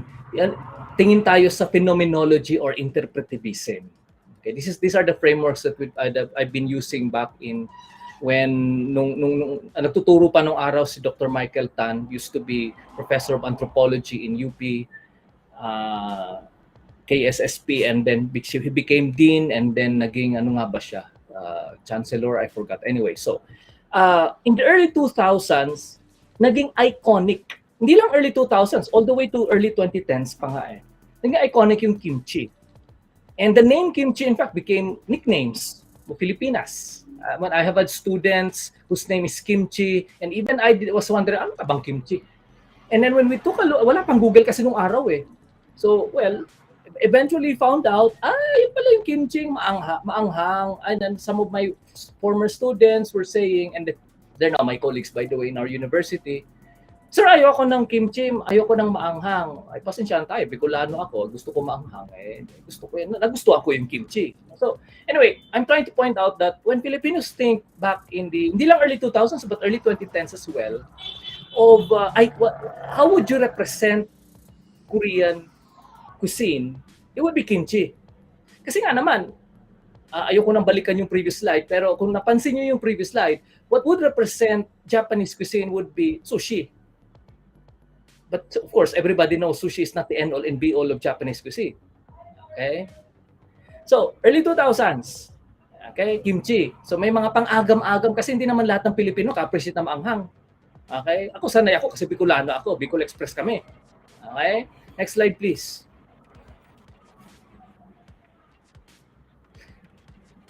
Samantala, the rest of the world got wind. My apologies, I forgot to make a disclaimer a bit earlier kanina. Kasi, let me clarify that I am not being sponsored by any private company or any institution whatsoever. So, nilagay ko yun si Korean Air, hindi ako yung sponsor ng Korean Air. Neither am I promoting Korean Air. I've only taken Korean Air only once, round trip, and wasn't even going to Korea. I was going to Canada. But anyway, so my point here is that, why am I showing you this one? Kasi for the rest of the world, yung pinaka early 2000s and early 2010s, yung pinaka na-appreciate ng mga Filipinos included, by the way, is bibimbap. Bibimbap talaga. Kasi halo-halo. But then again, if you take a look at what is the history behind bibimbap, there's nothing spectacularly historical, anthropological. It's as simple as tira-tira sa rep na mga Koreano, na nila lang gagawin, nakakita ng kanin, tapos halo, bibimbap. O yan, it is presented to the world as if this is the iconic Korean cuisine. Actually, yung kwento lang naman yun, I already told you. Kita lang nila sa rep, mga tira-tirang pagkain, halo-halo nila, yun, yung bibimbap, there we go. And, yeah, gustong-gusto siya ng mga estudyante ko dati, early 2000s, early 2010s. Kasi hindi maanghang. Anyway, next slide please. Okay, and then, of course, we know for a fact, and I'm sure many of you became part of this, I became part of this throughout much of the past decade. This opened the doors to Korean tourism. Many of us travel to Korea, sampling Korean food, and there are only two possible ways that you can eat in Korea. Actually, three. One is that kung medyo matatakot ka, sige, you go to McDonald's, you go to KFC. If you have enough budget, I mean, let's say you have your parents with you, or you have you have sponsors, or you have a lot of money with you, you sample the Korean restaurants. And syempre, you do not enter the Korean restaurant na exclusive para sa mga ordinary Korean employees. Syempre, doon ka sa mga insadong type of Korean restaurants. And eto na, this is where our studies became somewhat ito na hindi naman controversial, pero parang nakakatawa na yung mga feedback ng mga respondents namin when we did our interviews. Kasi one of our respondents, actually kapitbahay namin nung araw, sabi niya, nasasayangan daw sila ng pagkain kasi hindi lang kumakain kasi daw maangang, ganyan. And then syempre yung ano namin, yung ano ko sa kanya is in Korean culture, you're not really expected to finish everything. In fact, kasi iba yung concept na maraming side dishes. Hindi ka naman ina-expect na ubusin mo yung side dishes eh. Only Filipinos do that. Inuubos yung pagkain. In fact, anyway, so yung idea. So parang, so this is Korean culture. And most importantly, na-introduce sa madlang Pilipinuhan, mga kababayan natin, kasama na ako doon, yung concept ng Samgyupsal. And take note of that because we'll discuss that shortly. Next slide, please. Okay, for the ordinary Koreans, there's nothing spectacular about their cuisine. Okay, before you react violently with what I just said, I'm just saying na if you go back to what I was saying kanina when it comes to historical, the idea of what we understand today as Korean culture, the way we see, Korean food culture, the way that we see it, etc., is actually a reinvention, a reimagining for everybody, when in fact it was an exclusive, it was exclusive to royalty and nobility. It was not really known to everybody, to all Koreans back in historical times, and even for ordinary Koreans, for ordinary Koreans in their household, especially, I'm sure you're familiar with Korean, you know how, parang Japan yan eh. Trabaho sila hanggang wee hours of the night and the morning pa. Wala talaga silang oras magluto. So, yan. They just bring together what they can, and then, kumbaga parang kung makakapag-prepare sila ng pagkain in less than 5 minutes or less than 2 minutes, solved, kakain na sila. So, like, this is what I mean when I say here that what ordinary Koreans really think of their cuisine. It's actually a mixture of organic and artificial. So there's instant noodle. Siyempre, of course, we know it's ramyun. Then there's egg. And then there's fresh scallions, etc. Kung anong maihahalo nila. Sabi ko nga kanina, di ba, yung totoong kwento ng bibimbap, yung mga tira-tira sa rep, ihalo sa kanin, sa rice. Okay, next slide please. And then comes what was not covered by my 2014 study, the advent of Samgyup all-you-can. Hindi na siya na-cover ng aking study kasi ano lang to after around 2016, 17, more like 2018.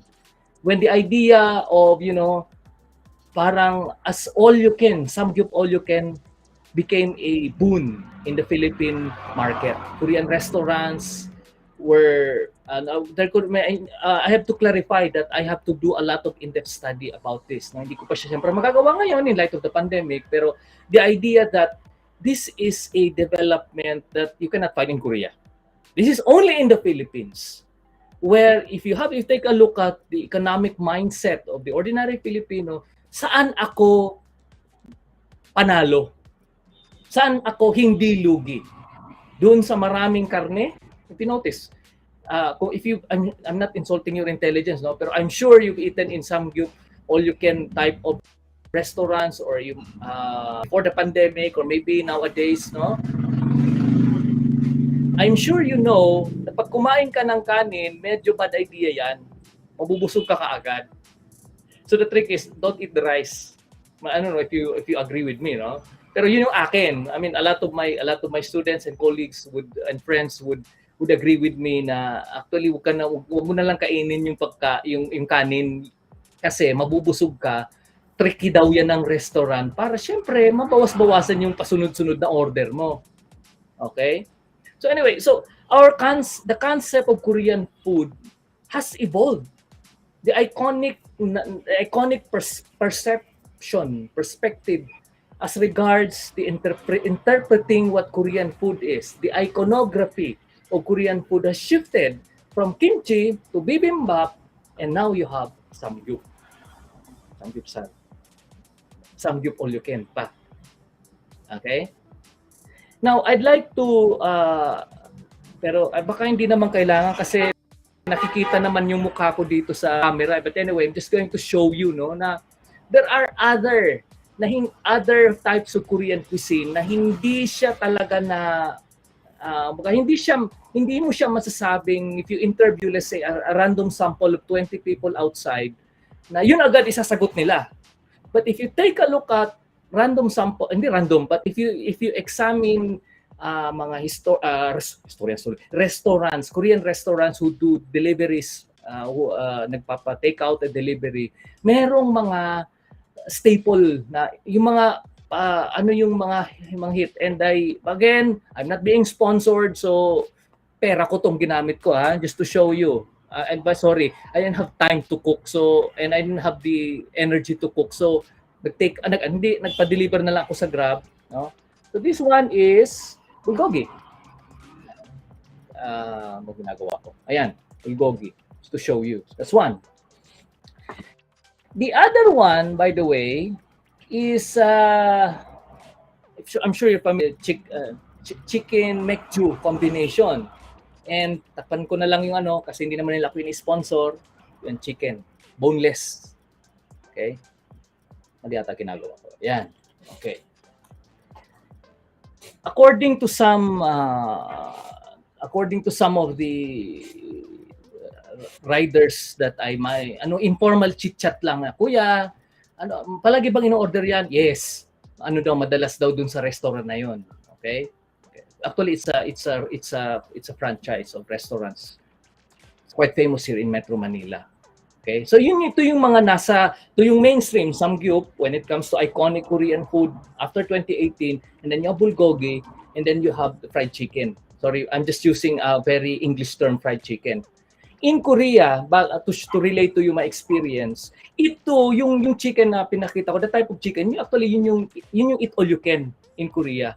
But on a particular condition, pulutan po siya. Okay? And kasi wala namang samgyup na ako na-encounter. I mean, I used to visit Korea for many times before the pandemic. The samgyup, it's more ano talaga. It's more the chicken, and it's for pulutan. It's for inuman talaga.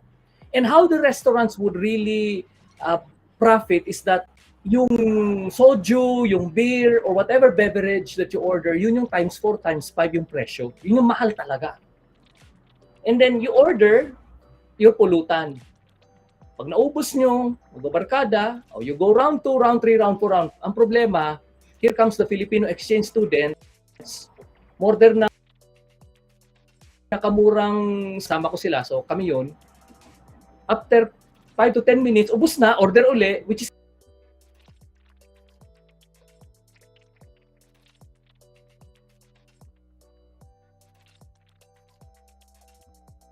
may-ari, yan. Anyway, so, next slide please.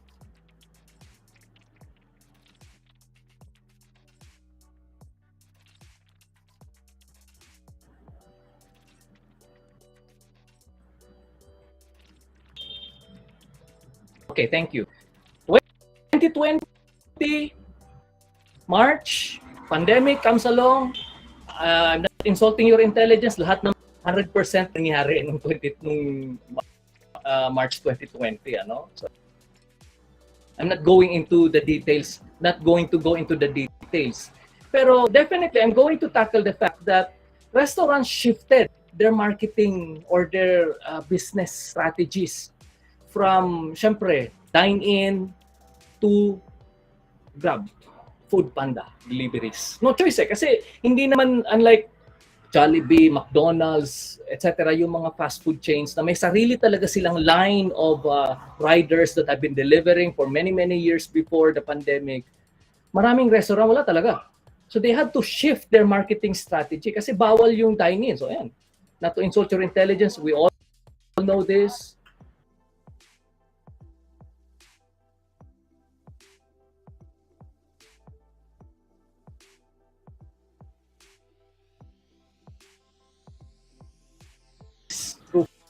Food deliveries. Next slide. And we're still waiting for what's going to happen in the succeeding years, no? In the succeeding months and years. So, just to wrap up a little bit on that, kasi the organizers asked me food and cuisine. So, naisip ko, difference ng food sa cuisine. But anyway, ito, sinasabi ko kanina na, for example,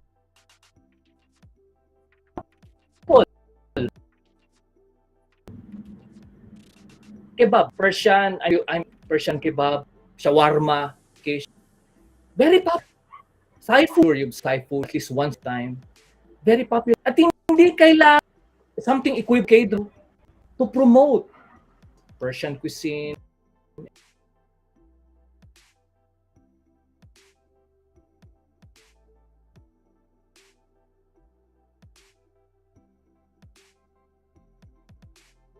When it comes to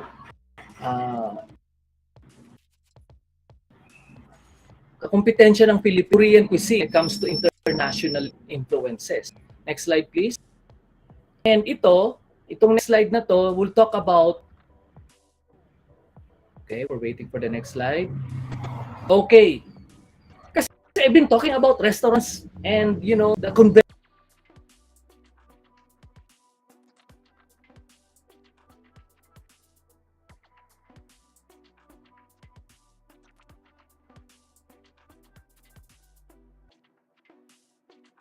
I think I must have taken up over time already. Okay. And I would like to, okay, I'm going to show you stuff again. Okay. Para pakita ko sa inyo ano yung mga common na, ano yung food na ino-order na hindi galing sa restaurant. But you normally would order this from a, ano tawag yan? From Korean convenience store. Pero in times of lockdown, at natutunan natin, pwede ka palang umorder sa, next slide please, Shopee or Lazada. Okay, just to show you ano yung mga order sa Shopee or Lazada. Pinaka-popular really are the ramyun. Okay, ramyun. I'm showing you yung Shin Ramyun. Again, disclaimer, I'm not being sponsored by any of these products, brands, no? Okay, and then buldak. Have you eaten buldak? Ako hindi ko kinaya. Kasi yung sauce, grabe. I'm Bicolano, but I'm telling you, wow. Something else. Okay? And then in Shopee, there are, para sa mga thunders na tulad ko, kunwari, pagpalakas ng resistensya, Hong or red ginseng. Kunwari lang naman, puro asuka lang naman yan. Anyway, and then, I don't know if you've heard of this product, 𝐤𝐤𝐿. Ito, tukbuki. I'm sure you've heard of, you've eaten, you've sampled tukbuki. So, meron na siyang instant equivalent. It's available on Shopee and Lazada. And by the way, the clarification as if I'm not advertising, just showing some sample products that have a lot. Kasi tinitingnan ko dun yung how many products sold. Ganyan. Tiningnan ko yung mga Korean groceries, Korean restaurants in both Shopee and Lazada, nakamaraming sold. Ito naman, this is, believe it or not, canned kimchi. Okay? Familiar tayo dun sa kimchi. When I was taking up Korean cuisine in KCC, kasi naman, medyo palpak yung kimchi yung ginawa ko kasi ilang minutes lang, parang half an hour or 1 hour, kung makalimutan ko na, yung salting in Korea, it's actually days, if not yung salting. Ayun, palpak yung kimchi ginawa ko. Spam. And you may ask, sir, ano yan? Di ba? American product? Read the label in Korean. Anyway, the story of spam is this became a post-Korean War staple in Korea, of course, in South Korea. And this was usually ano tawag doon sa GI, I forgot, yung kanilang supply. And this definitely was distributed to the general public. And nowadays, it actually had a strange cultural in Korea. This is considered a luxury product that's being given away during Christmas as gifts, no? During New Year, regalo ka ng spam. This is how they look at spam. It's a luxury. Okay? And I'm gonna show you, I'm sure you've heard, kombucha. So meron dyan mga nakabote. This one I was able to obtain. Hindi ko to na tawag niya na order sa Shopee, Lazada. One of my students is selling online. Ang pangalan ng company niya is Soul Studio Manila. You have to message them privately, but it's also available on Shopee and Lazada. Really sorry for that intention for me to advertise any of these products. Just showing you some of the random products that I was stating, that when we talk about food, it's not just the stuff that we order in restaurants, but it's also those stuff that I've shown you. Food din siya Korean food at may market siya sa Pinas. Matagal na, long before the pandemic came along. Okay? And last slide, conclusion, is that there's a lot of things that we need to see within the next 2 years. The things that I need to do within the coming 2023, sa bagay, mag-May pa lang naman, 2022, a lot of things can happen. It's still we're not yet there at the end of the pandemic. When will it end? We don't know. But it's, thank God, thankfully, it's no longer as threatening as it was back in 2020 and last year, 2021. And we cannot deny the fact that the pandemic as a variable created many changes to the way that Korean restaurants promote their products, to the way that Korean cuisine, Korean food is delivered to Filipinos. And on the other end of that cultural exchange is how Filipinos receive these Korean products. Anyway, segue lang ako, super saglit lang, is that if we think that we're just receivers and that we're not actually sending Filipino food products to Korea, nagkakamali po tayo. Yes, that is correct. It's the culture of multiple dishes commonly done in regular household. In my household, yes, definitely. or for special occasions and restaurants. Maraming restaurants naghahalo na nga ng Japanese and Korean eh. But anyway, we'll address that later on, no. Yung ano ko lang naman, yung pino-point out ko lang naman is pandemic became a very important variable. Socio-economic, yung sinasabi ko, nakalimutan ko kagad, sorry. We are also exporting Filipino food products, and I would invite you in your own free time to i-search nyo. Merong mga gumagawa ng mga young Koreans who are into Filipino food. Okay, so they do documentaries of their experience. Kasi meron tayong malaking expatriate community in Korea. Yeah, we can imagine many of them are laborers, many of them are probably married to Korean nationals, or probably they've been living there for many years, many decades even. And they're the ones who are actually promoting very actively, no, Filipino products in Korea at may market. Not just for Filipinos, for Koreans. There are also Koreans who are in fact patronizing Filipino products. Yung mga chippy natin, yung ating mga local products na hindi ko maalala sa ngayon at the moment. And then I think ang kulang na lang, and I may be mistaken, please correct me if I'm wrong, is that I have not yet encountered through my very limited research means at the moment of Filipino restaurants in Korea. Probably, I think, meron ako nakita. Pero ano siya high-end na restaurant. May Filipino restaurant. Ito yung aking pinag-aaralan din ngayon. Filipino restaurants in other countries. Ang alam ko meron sa Japan, then there's another one in Manchester in England. There are so many in California and in other parts of the United States. There's also in New York. No? Anyway, napalayo na ako. So, balikan. Korean cuisine and food products, we don't know what's going to happen within the next 2 years. And actually, as my personal project as a research historian, as a research anthropologist as well, as a food anthropologist, is to take a look at what happened from the 2015 to the beginning of the phenomenon of Samgyupsal, the pandemic, how it changed the dynamics of Korean culture, Korean food culture in the Philippines. And what about Hallyu? Is Hallyu still a relevant factor, a relevant variable in the promotion of Korean culture? And what about that question that, okay, if you take a look at other foreign cuisines, Thai cuisine, for example, Persian, Turkish cuisine, or Middle Eastern cuisine, they don't need equivalent of K-pop or Hallyu or K-drama for them ground in the Philippine market. Meron talagang level of appreciation. So it's a question that I'd love to play with. Kung wala bang Hallyu, sisikat pa ba yung Korean product, Korean food market sa Pilipinas? It's a good question, no? Kasi parang ano siya, what if siya.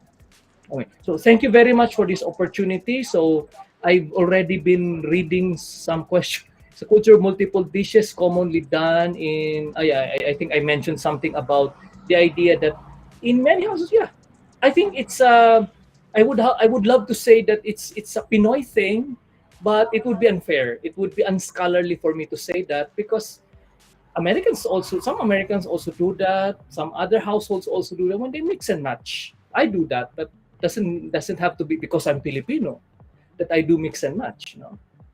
And for restaurants, it's more for marketing strategy talaga. Kasi for some restaurants, syempre, if you corner only one market na magko-Korean lang ako, and then meron ka namang chef or group of line cooks na magaling din naman mag-Chinese, magaling din naman mag-Japanese. Sige na, pagsamahin mo na para broad yung market mo. Okay? Broad yung market mo. Okay? So again, thank you very much, and we'll now, I don't know what's going to happen next. Do we still have time for Q&A? I'm really sorry. I think I must have gone way over time.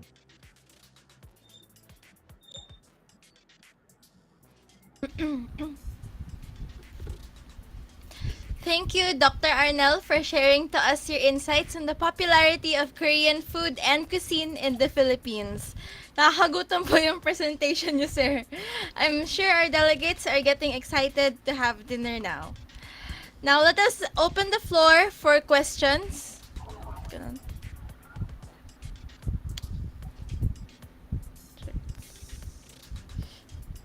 Hold on, there's some technical difficulties.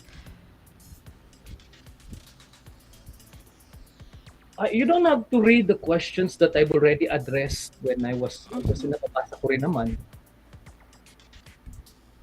Okay. There. Okay. You may send your questions through the comments in our live chats. Be sure to identify whom your question is addressed to, and you may also utilize the thumbs up feature to upvote the question so that it may be addressed by our speakers. Thank you.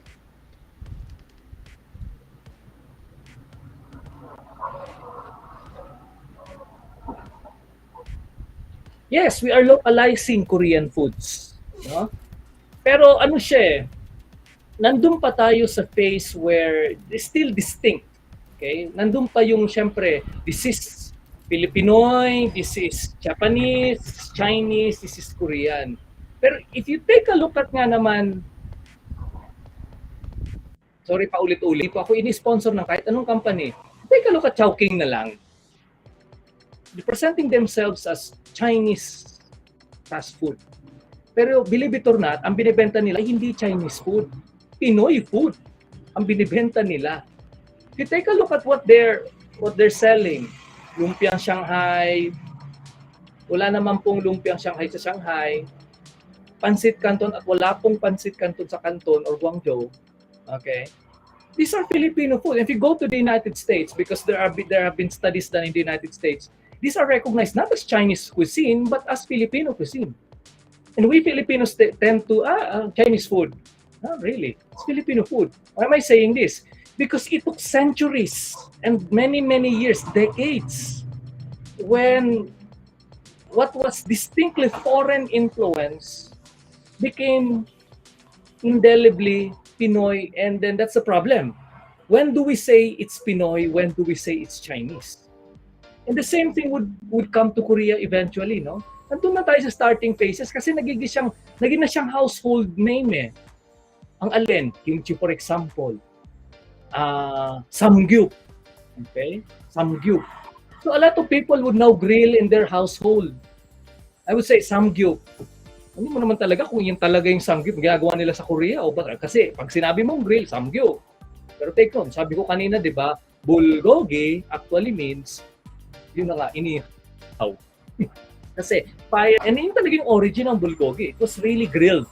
It wasn't really meant to be stir-fried as it eventually evolved. And they mentioned that Korean cuisine has this five elements: blue, red, yellow, white, and black. Yes. Okay, pero sa totoo lang, I would say yes, but at the back of my mind, medyo natatawa ako ng konti kasi para siyang medyo may pagka-propaganda. Sige, pagbigyan na natin si KT at si KCC. Koreans are conscious about, but this is more of modern Korean. Koreans are conscious about presenting these diverse colors actually. And ano lang siya, hindi lang siya color, pati even the taste. Kailangan may matamis, kailangan may maanghang na konti, kailangan may maasim, etc. No?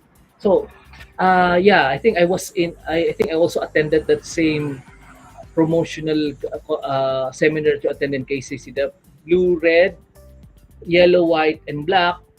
And I'm taking, saan yung aking Korean flag? Wala namang yellow sa Korean flag. Anyway, at least sure tayo, may blue, may red, may black. Ayan. So, di ba, yung pinakita ko yung bulgogi, may walang kamatayan na sesame seeds para lang may yellow. Anyway, so, okay, and if you take a look at yung original arrangement ng bibimbap, so naka-arrange siya, may color blue, may red, may ganyan, may green, may multicolored siya, and you mix everything, ganyan. Anyway, so Korean foods have also been used as a form of food. Ang tawag natin dyan is soft power projection. Ang tawag natin yan sa political science, soft power. Okay, yung saan ba napunta yung binabasa kong question? Cultural diplomacy, that's soft power. I'm sure you're familiar with how much the South Korean government has invested in the Philippines and continues to invest in the Philippines, no? And how much the South Korean government and economy has wrested the Philippines from the Japanese. Okay? You may not be familiar with what I'm trying to say. Pero 1990s was the Japanese decade in the Philippines. Kasi the Philippines was really captured by Japanese diplomacy, Japanese markets, a lot of things Japanese. Then by 2000, gradually it tipped over to the Koreans. So malaking bagay yung Korean food, yung Hallyu, etc. P-pop groups and Spark International. Ay, problem po, hindi ako masyado familiar sa P-pop, Pinoy pop, no? But why not? Yung Filipino cuisine, the way Korean group, Korean food. Pero ang akin lang dyan is para lumalabas, hindi naman talaga kailangan ng ganung klaseng fanfare in order to promote Filipino cuisine. Kasi I mentioned in my, kasi KCC made a very short documentary, kunwari, of last year, something that I was they interviewed. Nasabi ko dun sa interview na yon na the bearers of Filipino cuisine abroad are our OFWs and Filipino migrants. They're not necessarily pop artists. Okay, to promote that. And sabi ko kanina lang, meron akong natutunan recently in my research that we have in fact a big chunk of overseas markets, and they're not necessarily catering to exclusively Filipino expatriates in England, in Japan, South Korea, the United States, most likely also in Canada, no? But even the natives themselves, the Japanese themselves, the South Koreans themselves, the Canadians themselves, have become fans of Filipino cuisine, Pinoy cuisine. And you did not necessarily have to rely on P-pop. Oh, by the way, sorry, again hindi sa minamaliit ko yung P-pop. Sinasabi ko yung kawalan ko ng kaalaman sa P-pop. Yun yung aking hands down ignorance. But I can tell you that in Indonesia and Nigeria, we have a big market share of Filipino drama. Sikat na sikat yung ating Pinoy drama sa Indonesia and somewhere in Africa. I think it was Nigeria. So if anything, yes, I'm sure they can promote Filipino cuisine in those countries.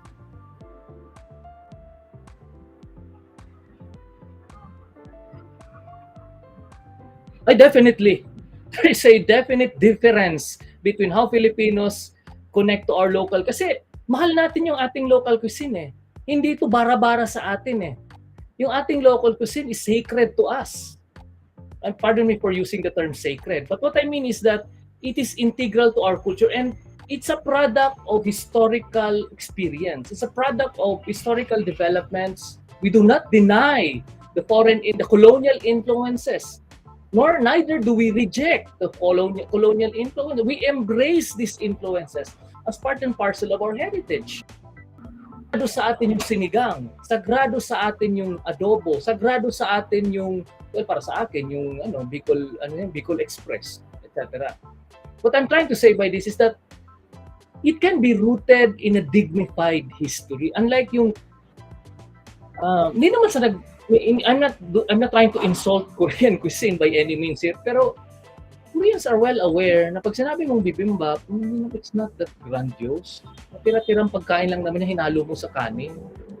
And the fact that the way that it's being presented today in Korean restaurants, that's for their kings. It's there for nobles. The ordinary people ate whatever they could eat. In times of famine, so what they would eat, sweet potatoes, root crops, not even in the absence of rice. So it was really bad. Okay? Koreans would not really, syempre, if you ask the ordinary Korean, they would say, of course, they're very proud of their Korean culinary heritage. And so, syempre naman, they're nationalists. They would never really insult their own cuisine. Pero read between the lines. Look at the dramas. You try to ask yung mga long-term Korean friends nyo, and then they will tell you. Because I've done that. I've interviewed long-time friends, Korean friends. I've read between the lines in Korean dramas. At doon po na-detect, medyo hindi dignified yung tingin nila sa kanilang cuisine. Yo. Next question. Ano bang next question dito? Okay. What is your thought about exploding Korean cuisine? Exploding? Baka exploring. Anyway, so yeah, what is your thought about the exploding of Korean cuisine? Baka ibig mo sabihin yung yung pagdami, pagkalat. I would credit it, yung aking 2014 hypothesis is I would credit it to Hallyu. Okay? I would credit it to Hallyu. And then from there, it snowballed into, ito gusto ko nga malaman talaga eh. Meron bang mga respondents na, kasi interviewin ko pa lang sila. This is my project for the next 2 years to come. Meron bang Pilipino na na-appreciate ang Korean food, pero ayaw ng Korean drama, ayaw ng K-pop? Yan, yung interesting na dapat na interviewin. O bakit nyo nagustuhan yung Korean food? Is it because of the taste? Distinct taste? Ayan. Yun yung mga research questions na gagawin ko for the next 2 years. Okay, next question natin.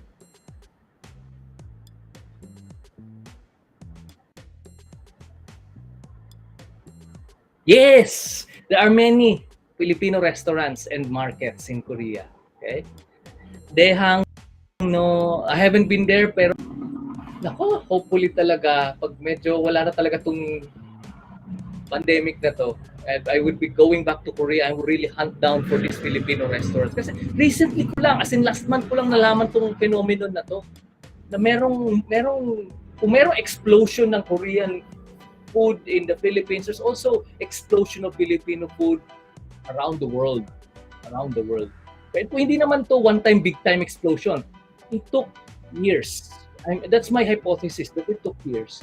And my hypothesis is that the bearers of this are the expatriates, either OFWs or both OFWs and immigrants, Filipino immigrants abroad. So, and then, ano pa ba itong dito natin? What Korean food have a similar taste to a Filipino food? Konti pa lang po kasi natitikmang kong Korean food. I wish to answer your question, Ma'am Audrey Centeno, but kasi kailangan mong matikman for you to decide on your own. I cannot tell you something na, ang ganito ay parang ganito without proving to you using your taste buds. I think that is one of the major limitations that I cannot help you with right now. Sabihin ko man na merong pagkakahawig yung isang uri ng kamoteng luto sa Korea, sa kamote natin, kasi pareho lang naman yung kamote, but it's up to you to find out. You have to parang, you'll be the one to prove it to yourself. Alin. I cannot help you on this at the moment. You have to explore. Okay? So, part of cultures when it comes to food that we shouldn't cross to avoid cultural or exoticization. Siguro exoticization. I would not, kumihina yung mata ko. I wouldn't cross the line of eating raw octopus. Sikat yun yung mga mga exotic food sa Korea. Kasi naniniwala ako na yung octopus ay sentient being. In fact, I don't even eat squid nowadays eh. Hindi naman sa nandidiri ako. Diyos ko, matagal na akong kumakain ng pusit. Pero parang, kasi merong scientific studies about sentience of these multipedal sea creatures. But anyway, so, exoticization siguro, no? Yung would not yung cross na parang yung tingin kasi yung exoticization is a very big word. It's a taboo word in the world of anthropology. Now when you are othering another culture, na without realizing that you're actually part of that global village community. Na kung parang when you judge, sorry, medyo philosophical yung dating ko pero parang when you judge another culture, you're actually judging your own culture. Okay? When you judge another person, you're actually judging yourself. And of course, there's a very, it's a very highfalutin concept. Pero ibig sabihin lang naman nun kasi is that in that othering, you are artificially bounding yourselves away from what's intrinsically connected. Because if you study the historical undercurrents, if you study the cultural undercurrents, they're actually connected. Okay? I would dare say to you, sili is not indigenous to Korea. neither was it indigenous to Japan, or I don't know, to other countries, or China maybe, or Vietnam or Thailand. Okay, you have to go back to the galleon trade for all of this going around the intra-Pacific interconnections, right, going around.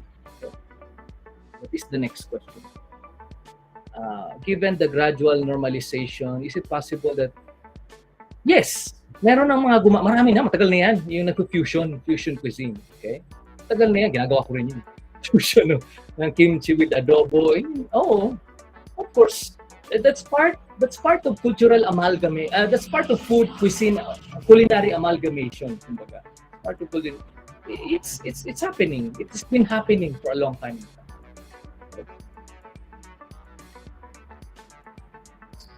A lot of self-proclaimed rural. Can we really consider it as Korean cafes or just their, ano ba yung meaning? Not yung question.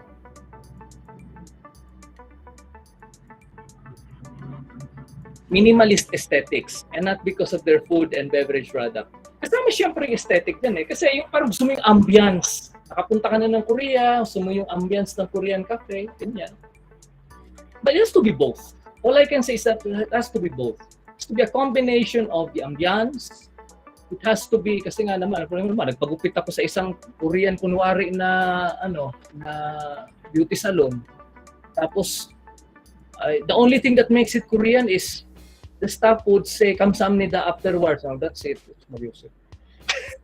Medyo ibang-iba naman sa experience ko when I went to, ano nga ba yung mga hair salon sa Korea? Forgot na. Anyway, so, has to be a combination of everything. Otherwise, you are correct in saying that, ano lang yan, pretending, self-proclaimed lang talaga yan. Okay? And yeah, I'm not saying I'm going to promote Korean tourism here in this forum, but I would say that if you've been to Korea or if you're planning to go to Korea, you be the judge. Doon mo talaga matitest kung talaga authentic yung nakita mo sa Pinas. Okay? I actually cook adobo or pork steak with gochujang. Ako I cook adobo with sili. Sometimes with kimchi. But anyway, okay. I think that's it. There seem to be no more questions. And that concludes the keynote lectures for our Culture and Tourism track, courtesy of Ma'am Sharon and Dr. Arnel. We hope that our delegates in the Culture and Tourism track gained valuable knowledge from our esteemed speakers. Before we formally end our segment, we would like to call once again our esteemed speakers, Ma'am Sharon and Dr. Arnel, to be given a certificate of appreciation.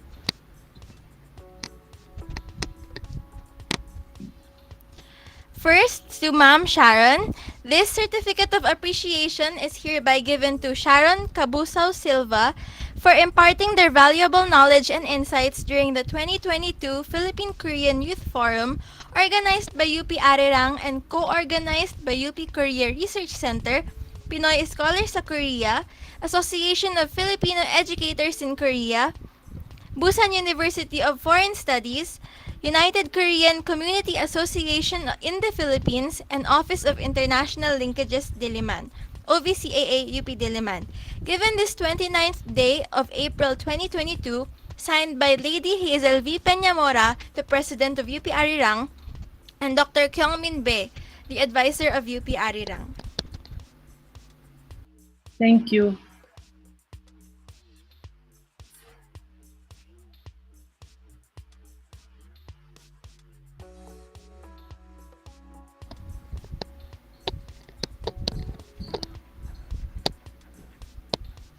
Likewise to Dr. Arnel.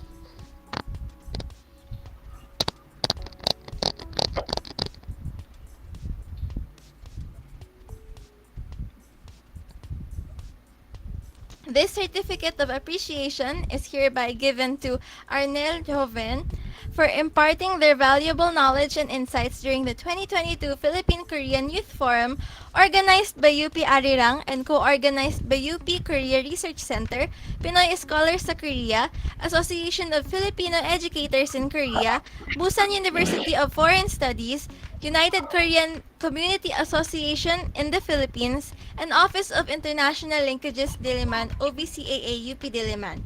Given this 29th day of April 2022, signed by Lady Hazel V. Peñamora, the President of UP Arirang, and Dr. 𝐿𝐮𝐬𝐿, the Advisor of UP Arirang.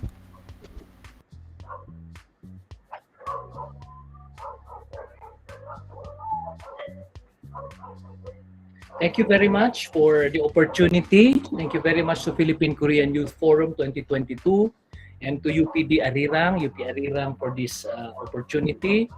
And like I said, this is an ongoing research, so I hope that I can be able to come up with more respondent, meaning can interview more respondents by the time 2024 comes along, because I plan to publish an updated research by 2024. Hopefully by the time tapos na yung pandemic.